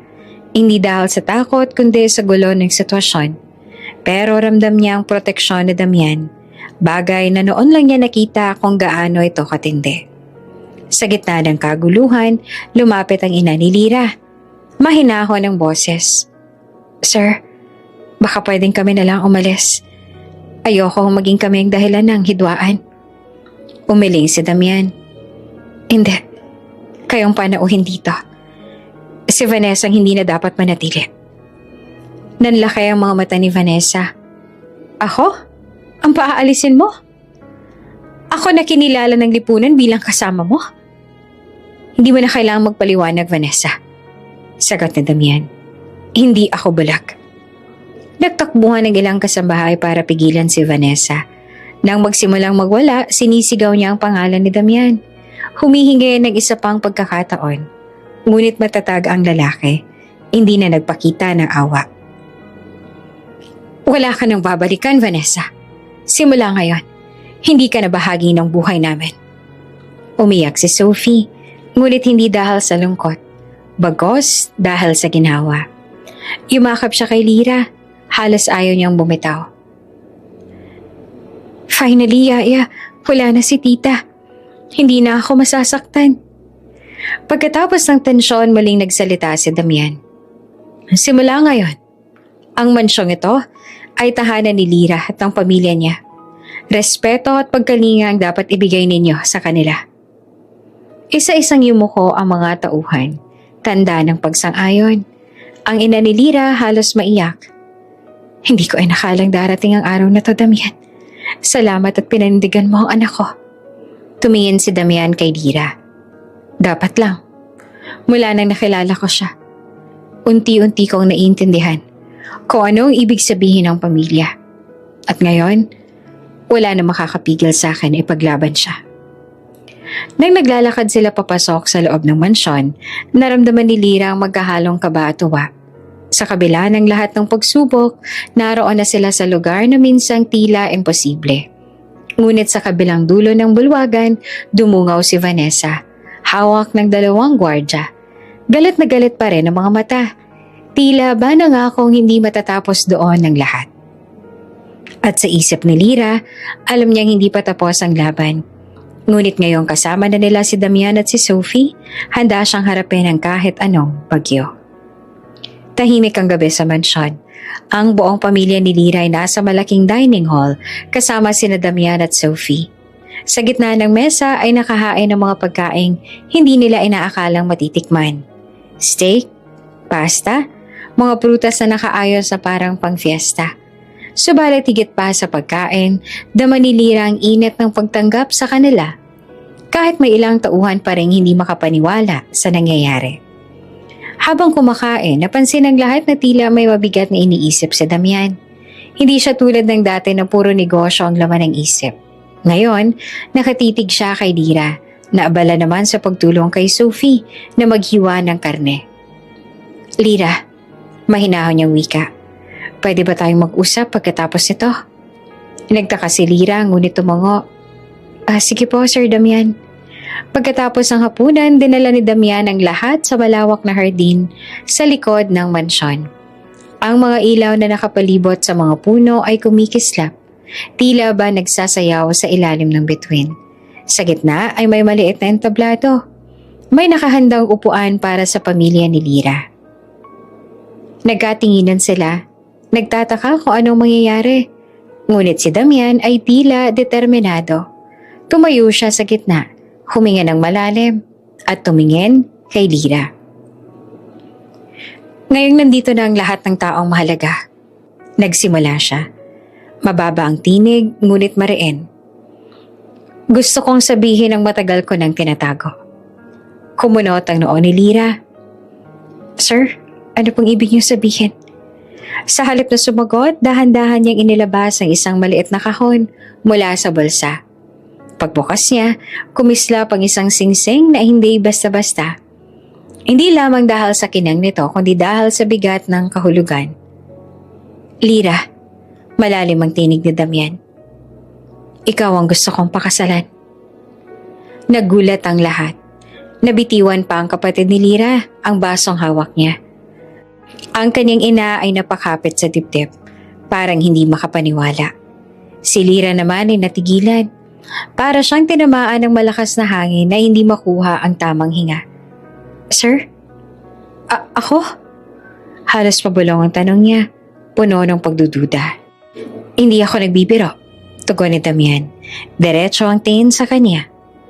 Matagal ko nang nakikita kung paano mong minahal si Sophie. Kung paano mong tinaya ang sarili mong kaligtasan para sa kanya. At doon ko napagtanto. Ikaw ang babaeng gusto kong makasama habang buhay. Tumulo ang luha sa mga mata ni Sophie. Tumakbo siya papunta kay Lira at mahigpit na niyakap ito. Please, mommy ka na namin. Umiiyak niyang wika. Ayoko mawala ka ulit. Natigilan si Lira. Ang puso niya ay humahampas ng napakalakas sa dibdib. Sa isang iglap, bumalik sa isip niya ang lahat ng pinagdaanan. Ang mga pang-aapi ni Vanessa, ang mga pagkakataong halos mawalan siya ng trabaho, at ang mga gabing umiiyak si Sophie sa kanyang kandungan. Ngayon, narito siya. Pinapapili ng isang bagay na hindi niya kailanman inakala, ang maging asawa ng bilyonaryo at maging ina ng batang minahal niya na parang sarili. Sir Damian, mahinahon niyang sabit. Hindi ako sigurado kung karapat-dapat ako. Ako ay simpleng katulong lang, sanay sa hirap. Paano kung hindi ko kayanin ang mundong ginagalawan ninyo? Lumapit si Damian, hinawakan ang kamay niya. Hindi ko hinahanap ang isang babae na mayaman o kilala. Ang hinahanap ko, yung may pusong tunay na nagmamahal. At ikaw lang ang nakita akong ganon. Napaiyak ang ina ni Lira. Tinakpan ng bibig habang pinagmamasdan ng tagpo. Anak, hindi ko akalaing aabot sa ganito ang buhay mo. Bulong niya, bakas ang tuwa at kaba. Ngunit bago pa makasagot si Lira, biglang may sumigaw mula sa gilid ng hardin. Nagpikil ng luha si Lira, nakatingin kay Damian. Sir, baka mas lalo lang lumala ang sitwasyon kung papayag ako ngayon. Ngunit bago pa siya makapagsalita ulit, muling nagsalita si Sophie. Mommy, wag mo akong iwan, please. Sagutin mo si Daddy. Ang tawag na mommy mula kay Sophie ang tuluyang nagpayanig sa puso ni Lira. Hindi niya kanaya ang emosyon. Napayuko siya, nangingilid ang luha. Bago tumingin kay Damian. Sir Damian, hindi ko pa alam kung kaya kong tanggapin agad pero isang bagay lang sigurado. Hindi ko iiwan si Sophie. Nakangiti si Damian. Tila ba sapat na ang sagot na iyon? Hindi kita mamadaliin. Ngunit tandaan mo, Lira, handa akong maghintay hanggang sa panahon na maging handa ka. Umalingaw-ngawang bulungan ang lahat. Ang ilan ay natuwa. Ang iba naman ay hindi pa rin makapaniwala. Ngunit isa lang malinaw. Hindi na ordinaryong yaya si Lira, kundi isang babaeng nagkaroon ng puwang sa puso ng bilyonaryo at ng kanyang anak. Habang unti-unting naglaho ang kaguluhan, nananatiling nakaupo si Lira. Hawak ang kamay ni Sophie. Sa kanyang isip, isang tanong ang paulit-ulit. Handa na ba talaga siyang tanggapin ang bagong buhay? Nakaakibat ng pag-ibig na Damian? At sa ilalim ng mga bituin, nagsimula ang panibagong kabanata. Hindi pa kompleto, ngunit malinaw na patungo sa isang mas matibay na bukas. Makalipas ang ilang araw matapos ang kaguluhan sa hardin, unti-unti nang nagiging payapa ang takbo ng mansyon. Ngunit sa kabila ng katahimikan, may banta palang nagtatago sa dilim. Si Vanessa, sa halip na magpakumbaba, ay nagplano ng mas mabigat na paghihigante. Sa isang lumang warehouse sa labas ng lungsod, nakaupo siya sa harap ng mesa. Nakapalibot ang ilang lalaki na halatang hindi basta-basta. Gusto ko ang batang yon. Malamig niyang utos. Si Sophie, kapag nasa akin siya, sigurado akong luluhod si Damian at iiwan niya ang babaeng yon. Nagkatinginan ng mga lalaki, ngunit wala ni isang tumanggi. Malaki ang perang ipinangako ni Vanessa kapalit ng kanilang serbisyo. Kinabukasan, naglaro si Sophie sa hardin kasama ang ilang bantay. Hindi niya alam na sa labas ng pader ay may mga matang nakamasid. Tahimik na lumapit ang isang van at bago pa man makaporma ang gwardya, mabilis na bumaba ang mga lalaki. Armado ng panyo na may pampatulog. Ay! Sigaw ng gwardya, ngunit agad siyang napabagsak. Sa ilang segundo, nahila na si Sophie. Pilit na isinakay sa sasakyan. Mabuti na lang at nandoon si Lira. Pagkarinig ng iyak ng bata, dali-dali siyang tumakbo. Walang takot na humarang sa harap ng van. Hinawakan niya si Sophie at buong lakas na hinila pababa. Walang makakakuha sa kanya, hanggat ako ang kasama niya. Mariin niyang sigaw. Isang lalaki ang nagtangkang agawin si Sophie mula sa bisig ni Lira. Ngunit mabilis siyang tinadyakan ito. Isa pang lumapit at sinubukang hatakin ang kanyang braso. Ngunit kinagat niya ito. Kahit dumugo ang labi niya sa pagkadulas. Ang mahalaga, hindi niya mabitawan ang bata. Mommy, natatakot ako. Iyak ni Sophie, nakayakap ng mahigpit. Huwag kang bibitaw anak, hindi kita iiwan. Bulong ni Lira, habang pilit na nilalabanan ng mga kamay na umaagaw. 2, 3, hanggang 4 na kalalakihan ang sabay-sabay na sumugod. Sinubukan nilang paluhurin siya pero hindi siya umatras. Gumamit siya ng lahat ng lakas, mga palad, siko at tuhod para ipagtanggol si Sophie. Ngunit sa dami ng kalaban, unti-unti siyang napapaatras. Halos bumigay ang katawan niya. Ngunit nananatiling mahigpit ang yakap niya sa bata. At sa pinakamapanganib na sandali, dumating si Damian. Kasama niya ang dagdag ng mga gwardya. Lira! Malakas niyang sigaw. Galit na galit ang tinig. Nagkagulo ang mga tauhan ni Vanessa nang makitang paparating ng mga armadong bantay. Ilan sa kanilang mabilis na nagtakbuhan, ngunit ang iba ay nakipaglaban pa rin. Si Damian mismo ang sumugod sa lalaking pilit na humihila kay Lira. Isang malakas na suntok ang pinakawalan niya. Dahilan para bumagsak ito kaagad. Hinawakan niya si Lira sa balikat. Ayos ka lang ba? Hingal na hingal naman si Lira. Nanginginig sa pagod. Ngunit hindi niya binitiwan si Sophie kahit saglit. Basta't ligtas siya, ayos lang ako. Ngunit hindi pa tapos ang lahat. Sa malayo, lumitaw si Vanessa. Nakamasid habang nagkakagulo. Ang mukha niya ay puno ng galit at pagkadismaya. "Hindi niyo ako malalampasan!" sigaw niya. "Kung hindi mapupunta sa akin si Damian, sisiguraduhin kong wala ring makakakuha sa kanya." Hinugot niya ang baril mula sa bag at mabilis na tinutok iyon kay Lyra. Nagulat ang lahat. "Vanessa, wag!" sigaw ni Damian. Sabay hakbang paharap para hadlangan. Ngunit mabilis na tumayo si Lyra. Hinarap si Vanessa habang mahigpit pa ring hawak si Sophie. "Kung ako ang target mo, ako na lang. Huwag mong idamay ang bata." Nanginginig ang kamay ni Vanessa sa hawak na barel. Ngunit bago pa niya makalabit ang gatilyo, rumagasa ang mga gwardya at pinigilan siya. Bumagsak ang baril sa lupa. At halos kalad ka rin siya palayo habang nagwawala at sumisigaw. "Hindi ako papayag na talunin ng isang hamak na yaya," hagulgol niya, bago tuluyang dalhin ng mga pulis. Sa gitna ng kaguluhan na paupo si Lyra sa damuhan, yakap pa rin si Sophie, na ngayon ay humihikbi. Dumating si Damian at mabilis na yumuko at niyakap silang dalawa. "Salamat, Lyra," bulong niya. Bakas ang pangungot siya sa sarili. Kung wala ka, baka nawala na siya sa akin. Pati ako. Tumingin si Lyra, pawisan at sugatan. Ngunit nananatiling matatag. "Hindi ko hahayaan na mangyari yon. Mahal ko si Sophie, na parang sarili kong anak." Doon tuluyang bumigay ang emosyon ni Damian. Napaluha siya habang mahigpit na yakap sina Lyra at Sophie. "Wala na makakahiwalay sa atin. Hindi na muli." Kinagabihan, muling naging payapa ang mansyon.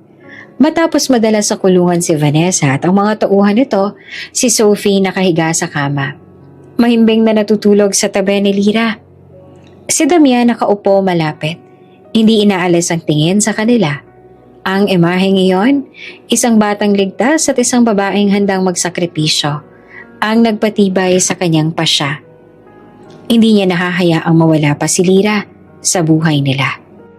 Mabilis na kumalat ang balita tungkol sa tangkang pagdukot kay Sophie. Lahat ng istasyon ng radyo, telebisyon at pahayagan ay halos sabay-sabay na nagulat. Ang pangalan ni Vanessa ay naging laman ng mga headline.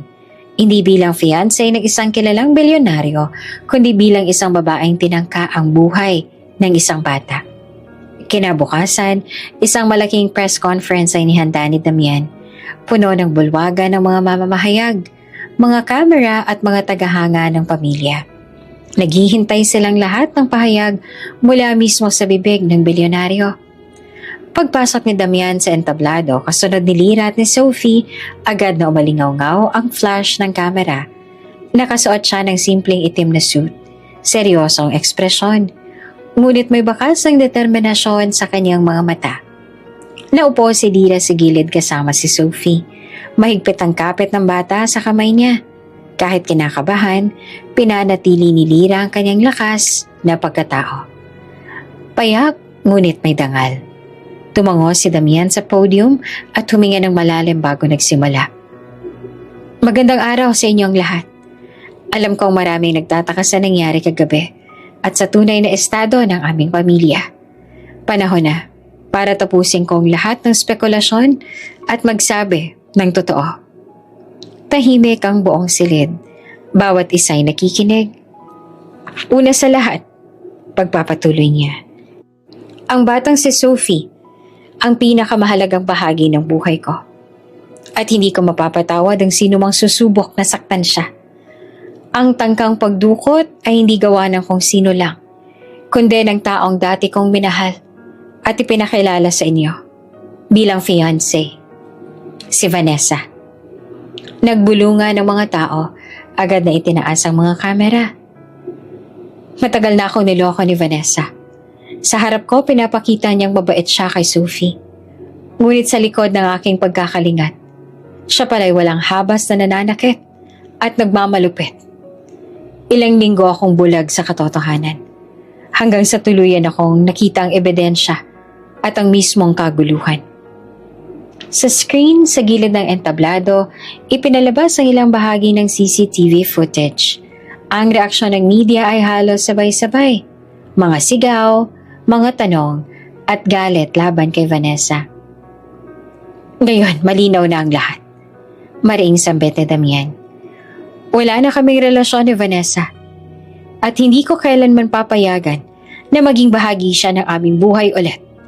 Siya'y haharap sa hustisya sa lahat ng kaniyang kasalanan.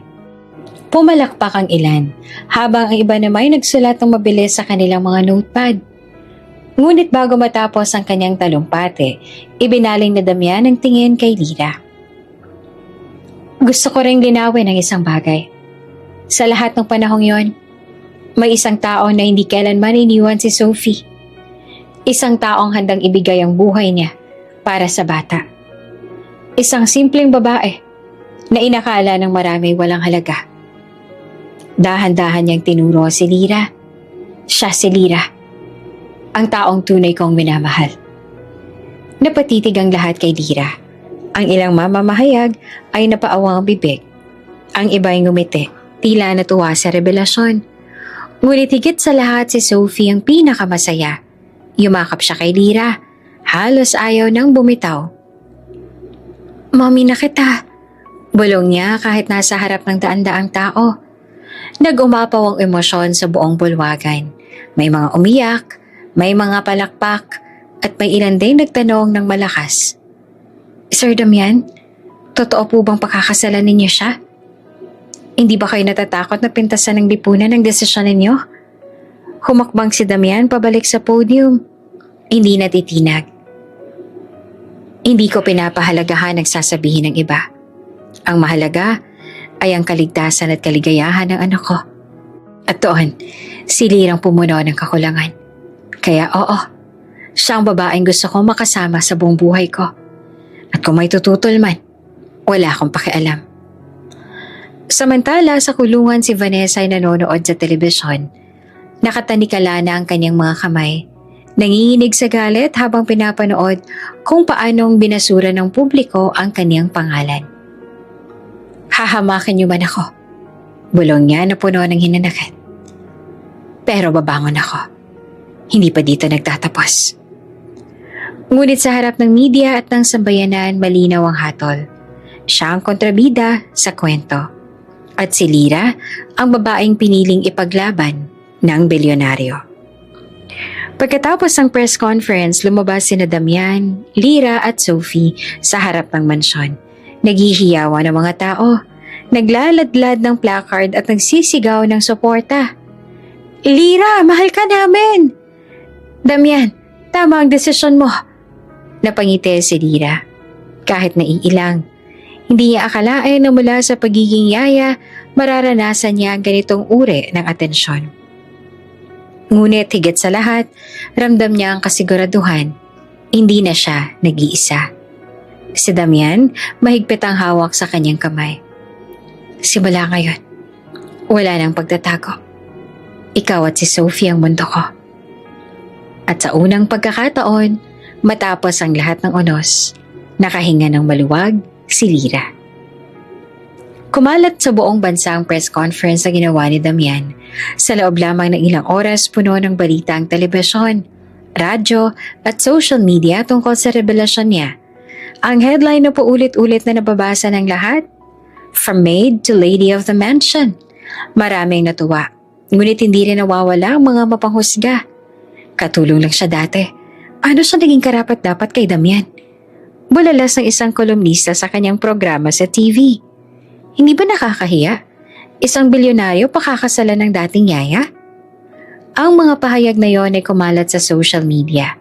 May mga taong pumapalakpak sa desisyon ni Damian. Ngunit may ilan ding nagbibitiw ng masasakit na salita laban kay Lira. Samantala, si Lira ay nasa loob naman ng mansyon. Tahimik na nakaupo sa veranda habang pinapanood si Sophie na naglalaro sa hardin. Hindi niya maiwasang makaramdam ng kaba. Totoo, mahal siya ni Damian at ni Sophie. Pero, papaano kung hindi siya tanggapin ng lipunan? Lumapit si Damian, dala ang 2 tasa ng tsaa. Ibinigay niya ang isa kay Lira at tumabi. May iniisip ka? Wika niya habang pinagmamasa ng mukha nito. Huminga ng malalim si Lira. Hindi madali ang lahat. Alam kong maraming kumukot siya sa akin. Kahit saan ako tumingin, may nagsasabing hindi ako bagay sa'yo. Hinawakan ni Damian ang kanyang kamay. Wala akong pakialam sa sinasabi nila. Ang mahalaga, kasama ka namin ni Sophie. At kung may hahamak man sa'yo, ako mismo ang lalaban. Biglang tumakbo si Sophie papalapit. Pawis at masaya. Yumakap ito kay Lyra. Mommy, huwag kang malulungkot. Ako, mahal na mahal kita. At wala akong pakialam sa ibang tao. Naluha si Lyra sa sinabi ng bata. Ramdam niya ang katotohanan. Sa gitna ng lahat ng panghuhusga, may dalawang taong handang tumayo para sa kanya. Ilang araw ang lumipas, muling humarap si Damian sa media. Sa pagkakataong ito, kasama niya si Lyra at Sophie sa mismong gitna ng entablado sa mansyon. Libo-libong tao ang nagtipon sa labas. Hawak ang mga cellphone, camera at placard. Alam kong marami sa inyo ang nagtataka kung bakit ko pinili si Lyra. Paniwala ni Damian. Marahil sa mata ng ilan, isa lang siyang dating katulong. Pero sa mata ko at ng anak ko, siya ang babaeng nagligtas at nagmahal ng higit pa sa sarili niya. Lumapit si Sophie sa mikropono at sa inosente niyang boses nagsalita. Siya ang mami ko. Kung wala siya, hindi ako ligtas ngayon. Kaya huwag niyong sabihin hindi bagay. Siya ang pinakamahal at pinakaimportanteng tao sa buhay namin. Nagpalakpakan ng karamihan. Maraming mata ang naiyak, lalo na ang mga nanay at tatay na naroon. Kinabukasan, iba na ang tono ng mga pahayagan. True love knows no status. Damian defends Lyra. She is the woman I love. At home with the new lady of the mansion. Nagbago rin ang damdamin ng karamihan. Ang dating mapanghusga, unti-unting natabunan ng respeto. May mga babae sa karaniwang pamayanan na humahanga kay Lyra dahil pinatunayan nitong hindi kailangan ng marangyang pangalan para magmahal at mahalin. Sa isang panayam sa TV, may tinanong si Damian. Sir Damian, hindi po ba kayo natatakot sa desisyon ninyo?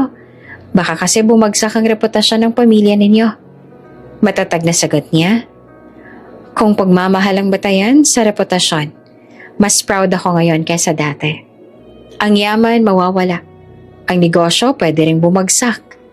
Pero ang tunay na pagmamahal, yun ang kayamanang hindi matitinag. Habang patuloy ang pagbabalita, nananatiling mapagkumbaba si Lyra. Hindi siya nasanay sa spotlight, kaya madalas ay tahimik lang siya. Ngunit sa tuwing nakikita niya si Sophie na masaya at si Damian na buo ang suporta, nagiging matatag siya. Isang gabi habang nakaupo sila sa hardin, biglang nagpakawala ng fireworks sa mga tauhan ni Damian bilang sorpresa. Nagsilipara ng makukulay na ilaw sa langit. Tingnan mo, bulong ni Damian kay Lyra. Lahat ng to, hindi kasing ganda ng presensya mo sa buhay namin. Napangiti si Lyra. Halos hindi siya makapaniwala na ang isang simpleng babae tulad niya ay minahal ng ganito. Sa huli, kahit may ilan pa ring mapanghusga, mas lumakas ang tinig ng mga sumusuporta. Mula sa mga ordinaryong tao hanggang sa ilang kilalang personalidad. Nagsimulang kilalanin si Lyra hindi dahil sa kanyang dating trabaho, kundi dahil sa tapang at pagmamahal na ipinakita niya. At para kay Damian at Sophie, sapat na iyon. Hindi na nila kailangang patunayan ang sarili sa kahit kanino pa. Sa gitna ng lahat, isang headline ang pinakapumukaw ng pansin ni Lyra. From maid to lady of the mansion, a story of love, courage, and family. At doon niya naramdaman na tuluyan na siyang tinanggap. Hindi lamang ng pamilya ni Damian kundi pati na rin ng mundo. Isang umaga na tila hinabi ng mga bituin ang nagbukas sa buhay ni Lyra. Sa pinili nilang simbahan, nagtipo ng mga kilala at malalapit na tao sa pamilya ni Damian. Puno ng bulaklak ang bawat sulok, rosas, lirio at puting orkidya ang nagbigay ng halimuyak at ganda.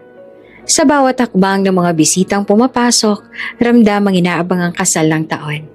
Ang kasal ng isang bilyonaryo at ng babaeng minsang tinawag lang na katulong. Sa isang silid na puno ng salamin at ilaw, nakaupo naman si Lira habang inaayusan ng mga estilista. Suot niya ang isang gown na gawa ng sikat na designer. Puting-puti at may mahahabang beads na kumikislap sa bawat galaw at kortinang tila dumadaloy hanggang sahig. Habang tinitigtigan ang sarili sa salamin, hindi niya mapigilan ang pagtulo ng luha. Hindi ko inakala na mangyayari ito. Mahina niyang sambit. Lumapit si Sophie, nakasuot ng cute na gown para sa kanyang role bilang flower girl. May dala itong maliit na korona ng bulaklak na siya mismo ang pumili. "Mommy," sabi ng bata. Tinawag siyang ganon ng walang alinlangan. "Ang ganda-ganda mo, para kang prinsesa." Napatawa si Lira at niyakap ang bata. "Ikaw din, Sophie. Ikaw ang pinakamagandang flower girl sa buong mundo." Samantala, si Damian naman ay nasa kabilang silid. Tinutulungan ng kanyang best man na ayusin ang tuxedo. Hindi na bago sa kanyang mga mamahaling kasuotan. Ngunit, ngayong araw, kakaiba ang tibok ng kanyang dibdib.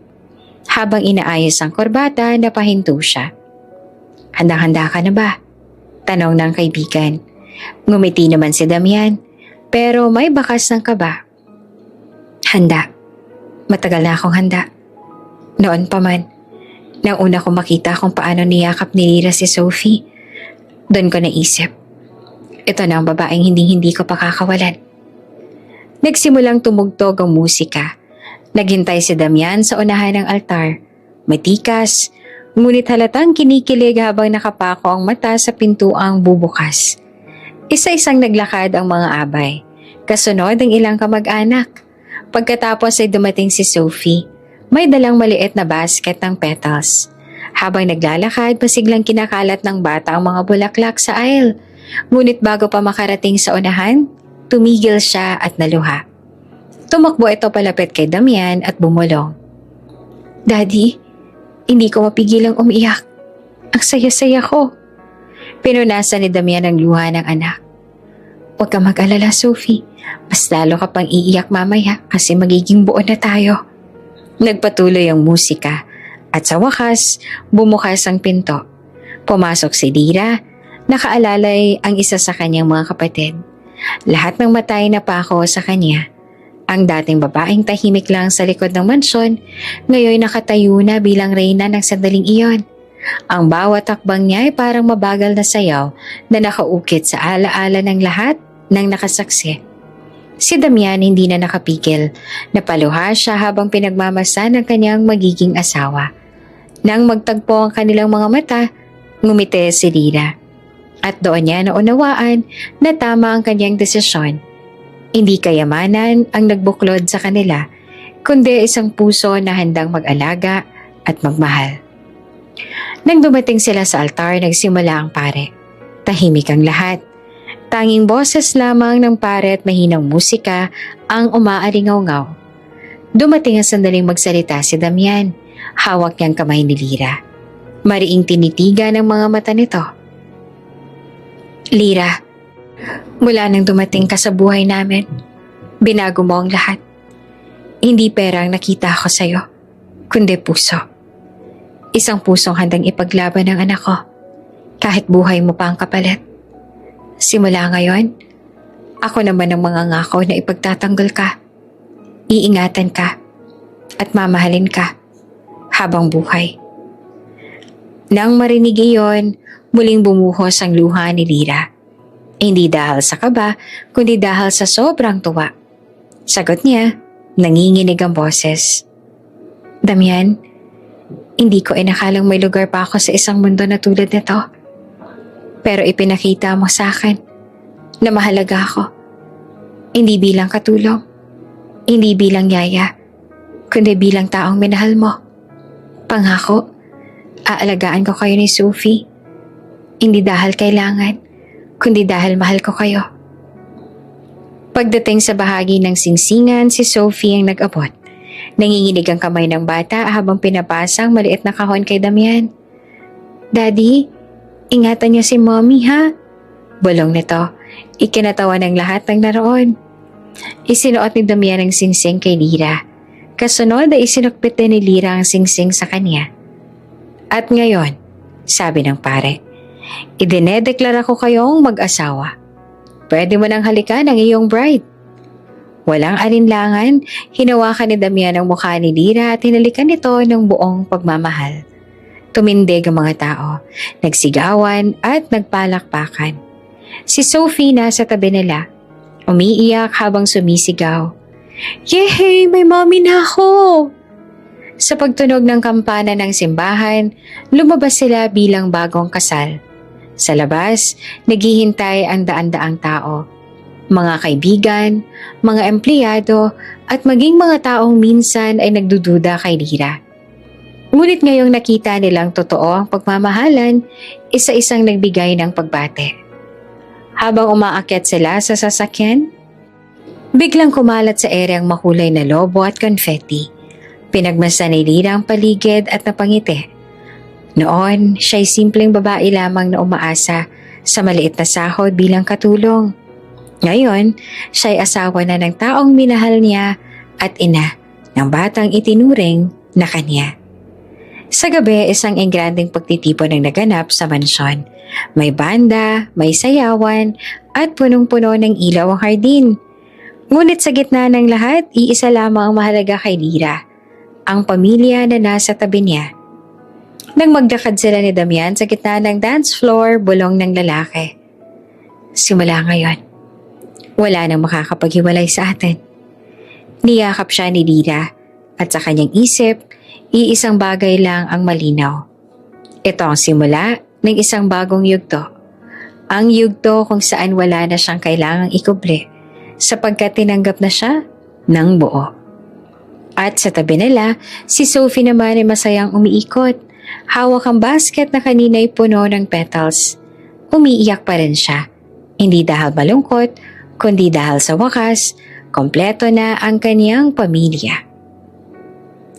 3 taon ang lumipas sa malawak na hardin ng mansyon, masayang naglalaro ang 2 bata. Si Sophie na ngayon ay 8 taong gulang na at ang maliliit na batang lalaki na halos 3 taong gulang, anak ni Damian at Lira. Ang tawag nila rito ay si Lucas at tulad ng kaniyang ate, makulit, masiyahin at busilak ang puso. Mommy, tingnan mo! Ang taas ng kastilyo namin! Sigaw ni Sophie habang nakatayong proud sa sandcastle na ginawa nilang magkapatid. Nakangiti si Lira habang nakaupo sa isang swing, pinagmamasa ng 2. Lumapit si Damian, bitbit ang tray ng juice at ilang sandwich. Di ka pa rin nagbabago, biro niya. Kapag nakatingin ka sa kanila para ka nawawala sa sarili. Paano ba naman? Sagot ni Lira habang inaabot ang baso. Ito ang mga araw na ipinagdarasal ko noon. Noon, na hindi ko alam kung may lugar ako sa buhay nila. Ngunit ngayon, narito ako, kasama kayo. Umupo si Damian sa tabi niya, nakayakap sa balikat niya. At hindi na magbabago yan. Ikaw ang puso ng pamilya natin. Sa loob ng mansyon, marami na rin nagbago. Kung dati madilim at puno ng tensyon ang bawat sulok, ngayon ay mas maliwanag, may halakhakan at punong-puno ng alaala. Sa dining hall may malaking larawan ng pamilya. Si Damian, si Lira, si Sophie at si Lucas. Ngunit higit sa lahat, sa gitna ng sala, may isang bagay na laging umaagaw ng atensyon ng mga bisita. Isang malaking frame na nakasabit sa dingding. Hindi iyon larawan ng kasal, ni painting ng mansyon. Ito ay CCTV footage. Ang mismong larawan na kuha mula sa video kung saan ipinagtanggol ni Lira si Sophie laban kay Vanessa. Nakapos ang eksena sa puntong niyayakap ni Lira ang umiiyak na bata habang mariing nakatingin sa taong nanakit dito. Marami ang nagtatanong kung bakit iyon ang pinili nilang ilagay. Isang bisita ang minsang nagtanong, Damian, bakit hindi larawan niyo sa kasalang nilagay ninyo? Mas maganda siguro tingnan ang gown ni Lira at ang ingranding simbahan. Ngumiti naman si Damian. Dahil ito ang araw na binago ang lahat. Kung hindi dahil sa tapang na ipinakita ni Lira noon, wala kaming ganitong pamilya ngayon. At hindi ito tungkol sa kasal, kundi sa pagmamahal at katotohanang ipinaglaban niya. Nakangiting dinugtungan ni Lira. At para laging makita ng mga bata na minsan, sapat na ang isang tapang ng puso para mailigtas ang lahat ng mahalaga. Habang lumalaki si Sophie, nananatiling malapit ang loob niya kay Lira. Kahit may kapatid na siyang si Lucas, hindi kailanman nabawasan ang pagmamahal na natanggap niya. Madalas kapag may bumibisita, ipinagmamalaki pa niya ang kanyang Mommy Lira. Isang gabi, habang nagbabasa si Lira ng bedtime story kina Sophie at Lucas, biglang nagtanong ang bata. Mommy, paano kung hindi mo ako pinagtanggol noon? Baka wala na ako ngayon? Natigilan si Lira pero ngumiti. Alam mo, Sophie, kahit ilang beses mong balikan ang nakaraan, iisa lang sigurado.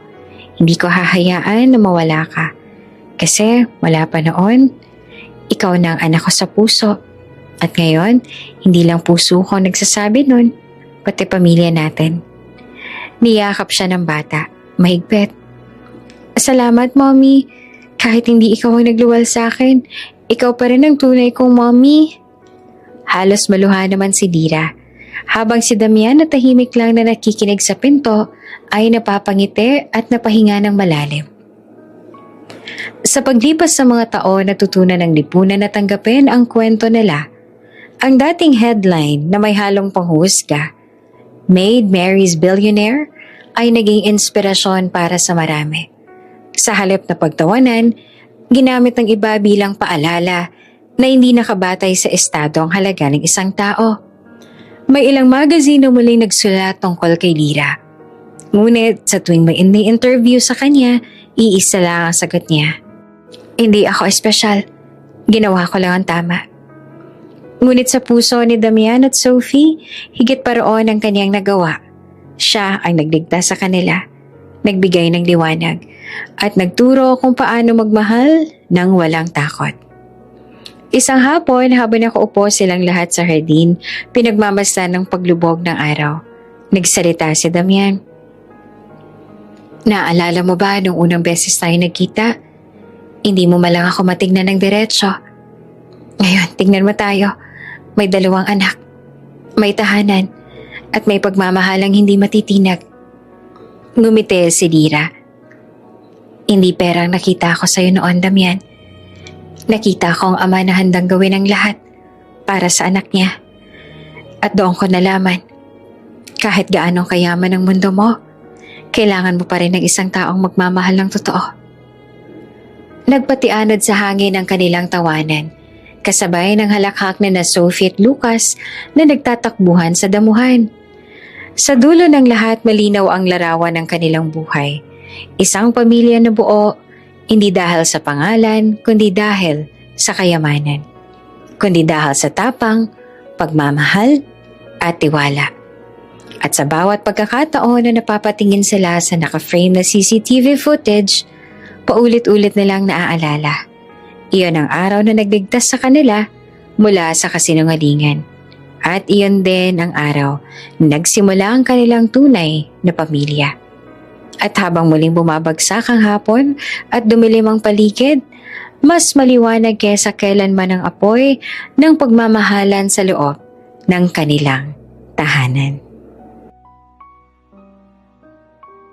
Bago ka pa lang sa channel neto, ibang kwento ni Ate Jane, istorya mo, ikwento ko. Huwag kalimutang pindutin ang notification bell at subscribe button.